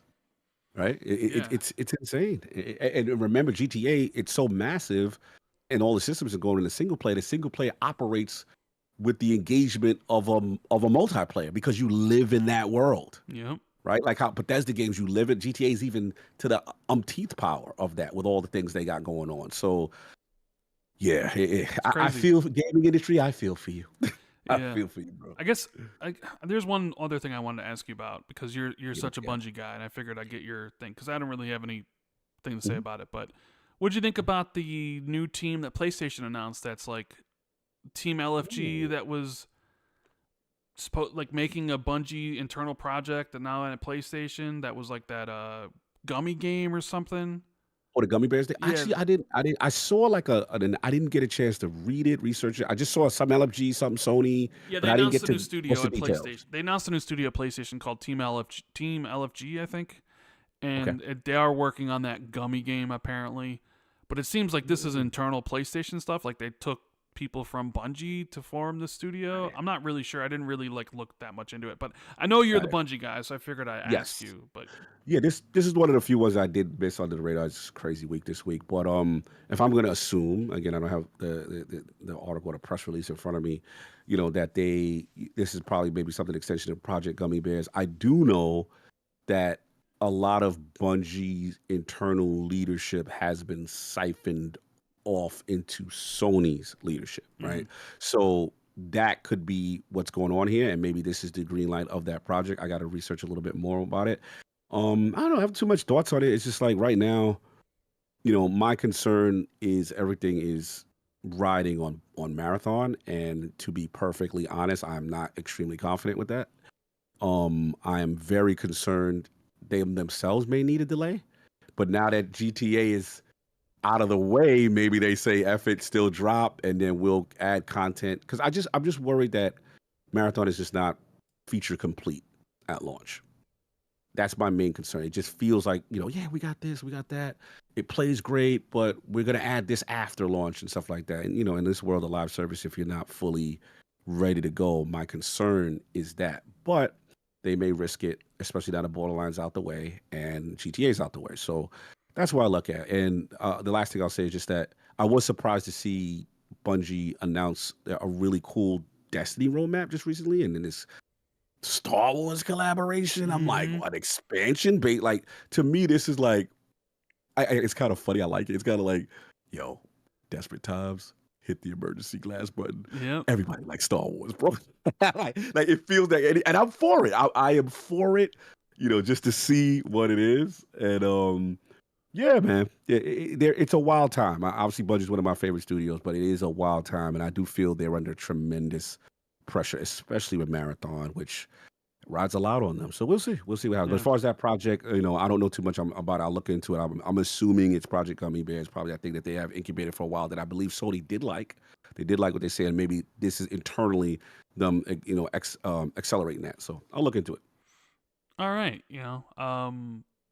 I guess it's time to let you go. I don't want to, but I guess this is, you did more than I thought. Like, it was a 3-hour show. We still got Patreon questions, but I will cut Lord Cognito loose. He's had a long day, long week. He's got to get ready for other things, ILP 400 in a couple days here. So Absolutely. I want to thank you so much for helping out with the show. If it wasn't for you, we wouldn't have been able to do the show this week. If it wasn't for Colt, we wouldn't be able to do the show last week. So I thank you so much. It was I thought the show was great. I love the conversations that me and you have, because a lot of these are conversations that we'll This is talk literally about, us on the phone. On the phone, talk about stuff and things of that nature. So Facts. let everybody know ILP 400 coming soon, right? Yeah, bro. No, I appreciate you, man. Yeah, ILP 400 every Sunday's the Lord's Day. It's a big one. It's a big one, man. 400 episodes. I'm actually blown away by that number, because I'm like, man, I'm like, when the show be read, like, we don't really miss episodes. Yeah. I was like, we don't take off that much. Like, mostly when we take off, it's when like, did you guys start? Because we are at 362, and we started April of 2017. And I mean, we missed some episodes here and there, surely. yeah. When did you guys start? 2016? 2016, because I felt like I dub it. You'll laugh. 2017 is, I figure, when we being addicts, like when we went pro, when we officially announced ourselves. I love. 2016 was our actual debut, because we were like still figuring out, are we Destiny podcast? Or we were first we were just a Destiny podcast only for like 8 to 10 episodes in 2016, and then we said, okay, we're gonna be Iron Lords gaming or something like that, and then it became like we like an intervention, like, why don't you guys play Destiny? And then we were like, nah, nobody likes this. And then we were like, why don't we just talk about all the games? You know what I'm saying? Let's just talk about everything that's going on in the games. And that's when ILP really took place in 2017. So 2016 is probably our birth year. 2017, that's like our minor league. 2017 is when we went pro. We're Iron Lords podcast. But yeah, man, 400, bro. It means a lot just to, get the love and respect from the community. And, they've been doing it as long as we have. Obviously, nothing lasts forever. We'll see how long this run goes. But it feels good to be, obviously, bro, you were a big part of it, right? I was in those early ILP. I got grandfathered into no camera clause. Yes, because King never, you're the only one that can get by with that. Because King understands, like, bro, Rand was there from the beginning. Was so much appreciative of you and Jez. And, again, because you know how it is. When you're a smaller platform first getting started, it's very hard to get anybody to support. And the fact that, you were like, hey, I remember your debut on our episode like it was yesterday. Because you were like, I like what you guys are doing. You like this Lord thing. You're a Lord in your realm. I was like, oh, I got the co-sign for my homie. Like, and then we obviously our friendship really, blossomed over the years, and it's just so cool. And just when I see the tweets from people who say, yo, you guys go long as hell, but you make my day. Yep. I listen to you guys on the shift, and it means a lot, man. And I think for me, ultimately, the respect from the industry is something that I really appreciate. So come check us out, Sunday, 1 p.m. Eastern on the Iron Lords Podcast YouTube channel. Also, please support on lordsofgaming.net, independent website, just covering the games media and doing conventions and shows and all that stuff. And then obviously for those who know me for all Xbox-centric content, specifically, it's obviously Defining Duke with Mr. Matty Plays, which I hosted and stuff like that. And yeah, man, obviously, Rand, I know you're my friend because I was burnt out today. And I was like, the homie call, I was like, I got him. We can't let Xbox do, because you guys are one of my favorite podcasts. So I was like, we'll keep it going. Jez, heal up. Mm-hmm. And hopefully, like I said, everyone gets better and we do it soon. But shout out to everybody in the chat. Means a lot. See you guys in here. So And are you guys always doing show are you support. guys doing guests for 400? You know, like you ever like one of these 7-hour podcasts where like anybody can just kind of hop in and say whatever. Because I think you've done that. I think you did that for 300, if I'm not mistaken, We did a little bit of something. or So something like right, what that. we might, yeah, we're thinking about. We're still actually debating some final things. There's a part of us that says, hey, we just want to celebrate amongst ourselves. Yeah, But yeah, then there's of another part course. of us like, hey, let's get some level of community involvement. So I'll probably be reaching out to you after the show about what we may be thinking about with you and what we may want to do and stuff like that. Because yeah, we definitely want to celebrate it. We just can't let it go by and not do anything. So yeah, we'll keep you posted on All that right. part. But just tune in. It means a lot, man. And I had a lot of fun today. I had a lot of fun too. So have a good rest of the day and take a nap if you need to. Oh yeah, definitely. There's food and sleep gonna go down for a bit. Yeah. And All right, brother. I Have will a good talk to you one, later. y'all. All right, later. Peace. All right. So thank you so much, Lord Cognito, for being here. But got some super chats to read, and we'll get to the Patreon questions, and then we will end the show. Jez said he'll be back next week, so he's got a lot to say about all the stuff that's going on. I'm sure he's probably be like, "Oh man, anytime Jez sort of goes on vacation, not this is a vacation because this is like surgery, and surgery is not fun."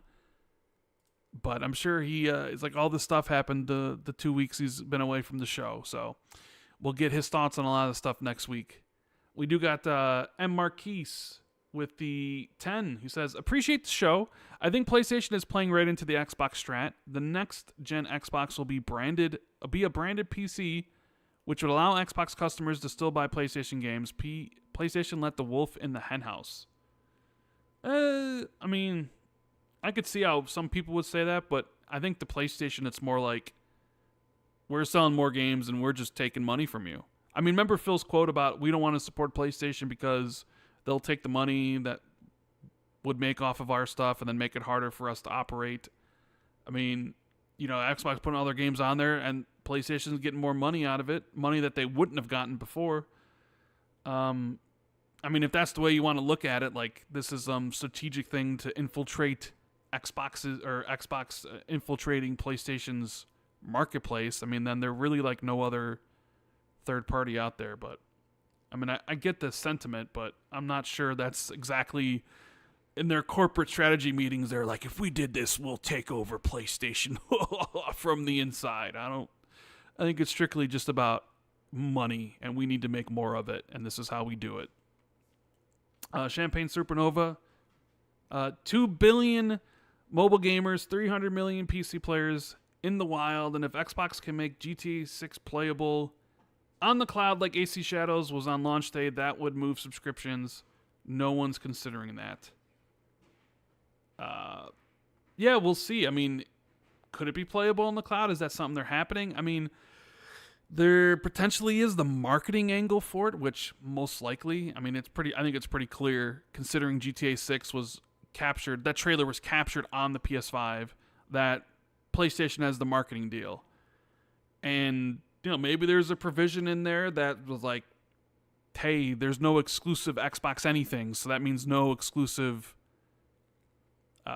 like cloud gaming stuff. And usually, yeah, I know Xbox has stream your own games, but I would be shocked if GTA 6 was positioned as one of those, and it's certainly not going to be included in Game Pass where it'd be part of that. So my line of thinking is that no, GTA 6 is not going to be part of Xbox Cloud Gaming. I would expect PlayStation to have some more features because they probably paid for the marketing in some, which probably cost a lot of money. I don't know if they'll get anything exclusive, but you never know. I don't expect Xbox to have cloud gaming rights. But moving on to the Patreon questions. I want to thank all the Patrons who support the show, been there in chat. I know Jez got this up a little bit later in the show, so we're going to read some of this stuff now. Thank you guys so much for tuning in. Hit the like button, subscribe to the channel if you haven't already. Cognito is here. I want to thank Surfshark for sponsoring the episode. Links in the description or pinned in the comments for getting 86% off a 2-year deal. So check that out if you want more ways to support us and get yourself a pretty good good deal out of it as well. So we got For the Brand. Says, what's up, fellas? Hope you're having a good week. With the success of the Oblivion remaster, do you see Xbox putting more resources into remaking or remastering more games? I know I'd love to see Fallout next. I think so. Even though I think Fallout was already part of the docket, according to the FTC leaks, so I think they're already thinking along those lines. But I do see that because people seem to gravitate towards remasters and remakes. I mean, Shuya Yoshida said that's an easy way to make money, and he even said, please buy the remasters to then, like, it helps the money situation with making new games. So we saw Oblivion and how well it's done, and with Fallout's stature as an IP being bigger because of the show, you could essentially throw more money at it because it might even do better than Oblivion, right? That's another game from like that generation, like 2009. I think it was 2009 when Fallout 3 came out. But yeah, imagine what that game looks like with a UE5 overhaul. Maybe if you can kind of tie it to the TV show in some way where it launches before or launches after or whatever, you could blow it up. And we've seen, like, Microsoft just announced Gears of War Reloaded, which is a remaster of a remaster. And they're going to put that on all the different platforms. And I think we could see all the Gears games be remastered over time, just like they're probably going to do with Halo. Because I don't think they're going to sell Halo Master Chief as a collection everywhere. They're probably going to do it individual game-wise. And so they're going to... That's just an easy way, especially if you're going to be like, hey, we want to be, multi-platform, sell this stuff. It's an easy way to make more money. A lot of those users, potentially on other platforms, don't have those games. So you need to introduce them to the franchises. And what better way to do it is remastering. If you could do it with UE5 to make the games look pretty, people might be willing to do it. So I think you'll definitely see a lot more remasters come from Xbox in the future than you have in the past. Absolutely. Mike says, not gaming related, but Cog, I gotta know, what's your thoughts on Sleep Token? Are you jamming the album, even the Arcadia? See, Cog wasn't gonna stick around for the Patreon questions, so he's kind of in and out. So yeah, unfortunately, he's not here anymore to answer that question, Mike. Omen says, if the next Xbox console supports the Steam Store mouse and keyboard and is under 1K, why would anyone get a PC instead of an Xbox? Am I crazy, or is that not a huge value proposition? I mean, I think that device would be pretty compelling, as you suggest, but we just don't know what's the appetite people would have towards buying that stuff. It's one of those things where we're in uncharted waters again. Xbox is doing this thing that nobody else is doing, and then potentially allowing another store within it. That's never really happened before either. And you have a device that they're going to sell that's going to have one store and another store. And you would think, well, it offers all that stuff, so it's a compelling device, but would it only really appeal to PC players and Xbox players? Because I'm not sure it would appeal to PlayStation or Switch gamers, really. I guess it depends on the price. I guess it depends on the performance of the box. I guess it depends on how well implemented Steam is into it. Like, is it super easy to access or to access the page? There's too many ifs right now. Like, I think that stuff is going to happen on PC soon. Like, I could see the Xbox app having all that stuff. Like, here's Steam, and like kind of building it as like a launcher where it's like, here's your Xbox games, your Steam games, your Epic games, your GOG games, and it's like all the collection, all your games from all your things, like it's within here. But sometimes I think people are putting like the cart before the horse in a way and assuming that whatever console like PC device they sell would just work like it would on PC. I'm not sure it would. I'm sort of going to wait for confirmation to see how this stuff works, because sometimes a lot of gamers in general will be kind of like to jump ahead and think like, oh, this one rumor you heard, this must be the truth, And a lot of people already think Steam on Xbox is a thing. And I'm not necessarily so sure that that's going to be the case, but we'll find out. It's quite small. Smells like a big one, says Jez. He says, let me be first congratulate you on your honorary American citizenship. Cholecystectomy, which is a gallbladder removal, is known as the American surgery for its popularity here in the States. Get well and welcome to the winning team. So yes, that is a surgery Jez had. He had his gallbladder removed, and Jez told me it wasn't a fun time. So that's why he missed the show today. Matt says, with Sony developing a handheld and Nintendo getting larger third-party support and more mature exclusives like Dustbloods, do you think Sony will start targeting Nintendo the way they have tried to choke out Xbox? Well, that would definitely be harder to do considering how successful Nintendo has been. But I mean, even in some recent interviews, they don't really view Nintendo in that way. I guess that could possibly change with Nintendo getting more broader third-party support and taking sales away from PlayStation. Because before, it was you bought the Switch knowing that you have it for indies, you have it for the Nintendo first-party games, but any big AAA game, more than likely, 9 times out of 10, wasn't coming to the platform. And you either had to get it on PC, you had to get it on Xbox, or you had to get it on PlayStation. But now with Switch 2 being like PS4 levels or PS4 Pro levels, and with cross-gen being more of a thing because development costs are so high, devs are looking to sell their game everywhere, and the Switch 2 presumably will get more AAA games than before. Well, now those people who had a Switch and weren't buying AAA games there because they were buying on PlayStation or Xbox, now they have the choice to buy the games on the Switch. And if they do, it's taking a sale away from somebody. And, it would dictate that, well, potentially it'd be taken away from PlayStation more because there's more people to take away from because there's a larger user base. Although I would imagine both would lose out because I'm sure there'd be some people that,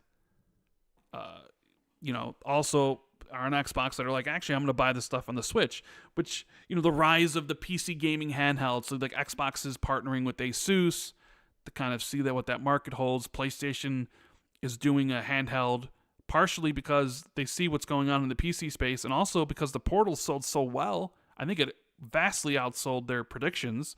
So they're thinking handheld gaming is coming back. And Xbox, we know they're doing their own handheld, so it's going to be a fight out there. And everybody, they're publishers and developers looking for bags. They're looking for like, hey, fund our game. We could be exclusive here if you do this, or we want a deal here for marketing, or we want all this stuff there. That's not going to go away. People still want that. Look at Expedition 33.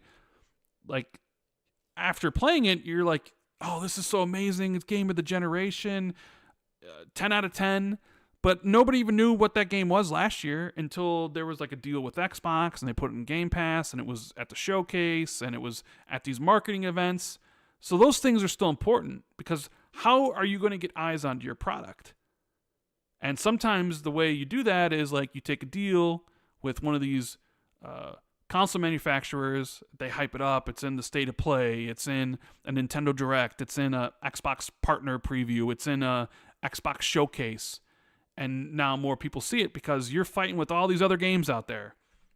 So, I'm not sure that Sony's going to start targeting Nintendo, because I think that audience knows like we're here because of Nintendo. We're here for the Donkey Kongs and the Marios and all that sort of stuff. It'd be very hard to take away like Sony to target that audience and being like, we're going to steal you. Because I mean, as good as Astrobot is, I don't think it's stealing anybody away from the people who love Mario or Zelda or any of that stuff. So they may look at it like, we're going to live comfortably side by side with Nintendo. We'll sell our 100 million plus units. They'll sell their 100 million plus units. There might be some crossover, but we're good. That's probably how they're, potentially looking at it. Good old Collinwood says, hello, Rand and Lord Cognito. So on Thursday this week, the World Video Game Hall of Fame announced the 4 games that would be inducted into the Hall of Fame. Defender, Tamagotchi, GoldenEye 007, and Quake. Cog, do you know these games? There's a rumor Jez doesn't know any old games. That's true. Jez doesn't know anything about old games. Anyways, what games do you both think should be in a video game Hall of Fame?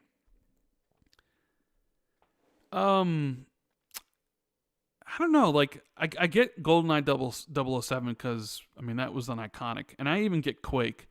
Defender, Tamaguchi, maybe before my time. I mean, what would be in, like, if I were to put together a video game Hall of Fame for me, I mean, you got to include Super Mario Brothers. I mean, for a lot of people, that's their first entry into gaming. Hell, I would maybe even put in Punch-Out. And then after that, I don't know, like... Usually when you think Hall of Fame, is it old stuff or is it also new stuff?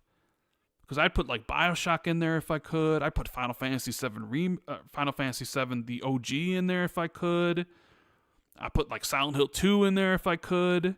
Like Metal Gear Solid 1 in there. I mean, there's like so many games I could go down the list that mean so much to me. But like Hall of Fame, are we celebrating... These are the granddaddies of the video game industry, or are these just like the ones that mean the most to you, therefore they're in the Hall of Fame? Because I mean, I'm not a Nintendo guy, but I can't. I have to admit, like Mario is probably in the Hall of Fame, like absolutely, right? You have to include Mario, and you probably got to include Pac-Man too, if you're going to include like a Hall of Fame of that. It just depends on what sort of Hall of Fame you're looking to build. And we got Panda Man. Says, hello, Rand and Cog. When will we hear Halo news? I've been craving a new Halo campaign lately. I'm not sure we're going to get a new campaign anytime soon. I could see them doing the Halo remake first. I mean, I don't know if you would consider that a new campaign, but it definitely would have a facelift. So I was thinking about, and I haven't really thought about what's going to be at the showcase this year, but when I was thinking about things... You know, with next year being... I mean, I guess you could announce a Halo, like, remake this year and then have it released next year for the 20th anniversary if it's ready to come out. So maybe we see something this year. Or it's certainly possible that next year is when you reveal it as part of the 20th anniversary. I don't know. I don't know how... I mean, I don't know when they kind of sort of stopped full-on development of Halo Infinite and moved on to other projects. Has that been enough time? How quickly they were able to get everything running up on Unreal Engine 5? What's the plan and stuff? But maybe we do see something this year. Maybe that's the show ender. Because I was thinking, like, what could you end the show with? Like last year we ended with Gears E-Day, and I'm not talking about the direct after the showcase. I'm not talking about how they ended with Starfield or they ended with COD last year, how they're ending with Outer Worlds 2. Like, the one more thing that they did after Sarah Bond. And last year was Gears E-Day. And it rocked a lot of people because people were expecting the collection, people were expecting Gears 6, and boom, it's Gears E-Day, and nobody had any clue that it was a prequel. And so you think, like, well, what could end the show? Right? I mean, certainly not like a Fable or any of the games that already exist or announced. So it's got to be like something completely unannounced, right? I mean, Halo would fit that bill if you do a Halo CE remake, but then you're also running it like, well, it is Halo 1 again. You know, there's like, what about Elder Scrolls 6? Like, the new Elder Scrolls 6. When's that game coming out? If the game's coming out in 2 years, say it's 2027, you could easily end the show with it this year, especially off of how hyped people are for Oblivion, and then you end the showcase with the tease for Elder Scrolls 6. Could put people into a frenzy. But then again, maybe if that game's 2028, maybe you don't do it this year. You know, I don't know what else they could potentially reveal. I'm sure Blizzard's got some things. Or, so I'm like, Halo could be hey, we got one more thing to show you, and it's a Halo Studios logo comes up on there, and then boom, it's Master Chief with a remake. It could definitely be it. Let me take a look and see if we have any more questions, because I know this was posted later. No, it looks like it's it. And I think I answered everything. So, yeah, thank you guys so much for hanging out with me and Cog today. I almost thought we weren't going to have the show, but Cog answered the bell, so I'm very grateful for him doing that. If you could do us a favor, hit the like button and subscribe to the channel. Patreon.com/XB2, which is in the description alongside the offer from Surfsark for 2 years, 86% off. Make sure you check them out if you're interested in all that. We'll be back. I'll see if Jez wants to do anything on a Tuesday this week, or we might be back. We'll definitely be back on Friday with Jez. I'll see if Jez is available to do anything this upcoming week, like an Xbox Ultimate or whatever. But yeah, send your well wishes to Jez. He's recovering from his gallbladder removal surgery, and hope everybody has a great gaming weekend. If you're playing Expedition 33 and loving it, tweet me. I can't wait to play Doom next week. Gaming is great. I love it. And thank you guys so much for hanging out with me. And, keep it gaming. And we'll see you next week. Later, guys.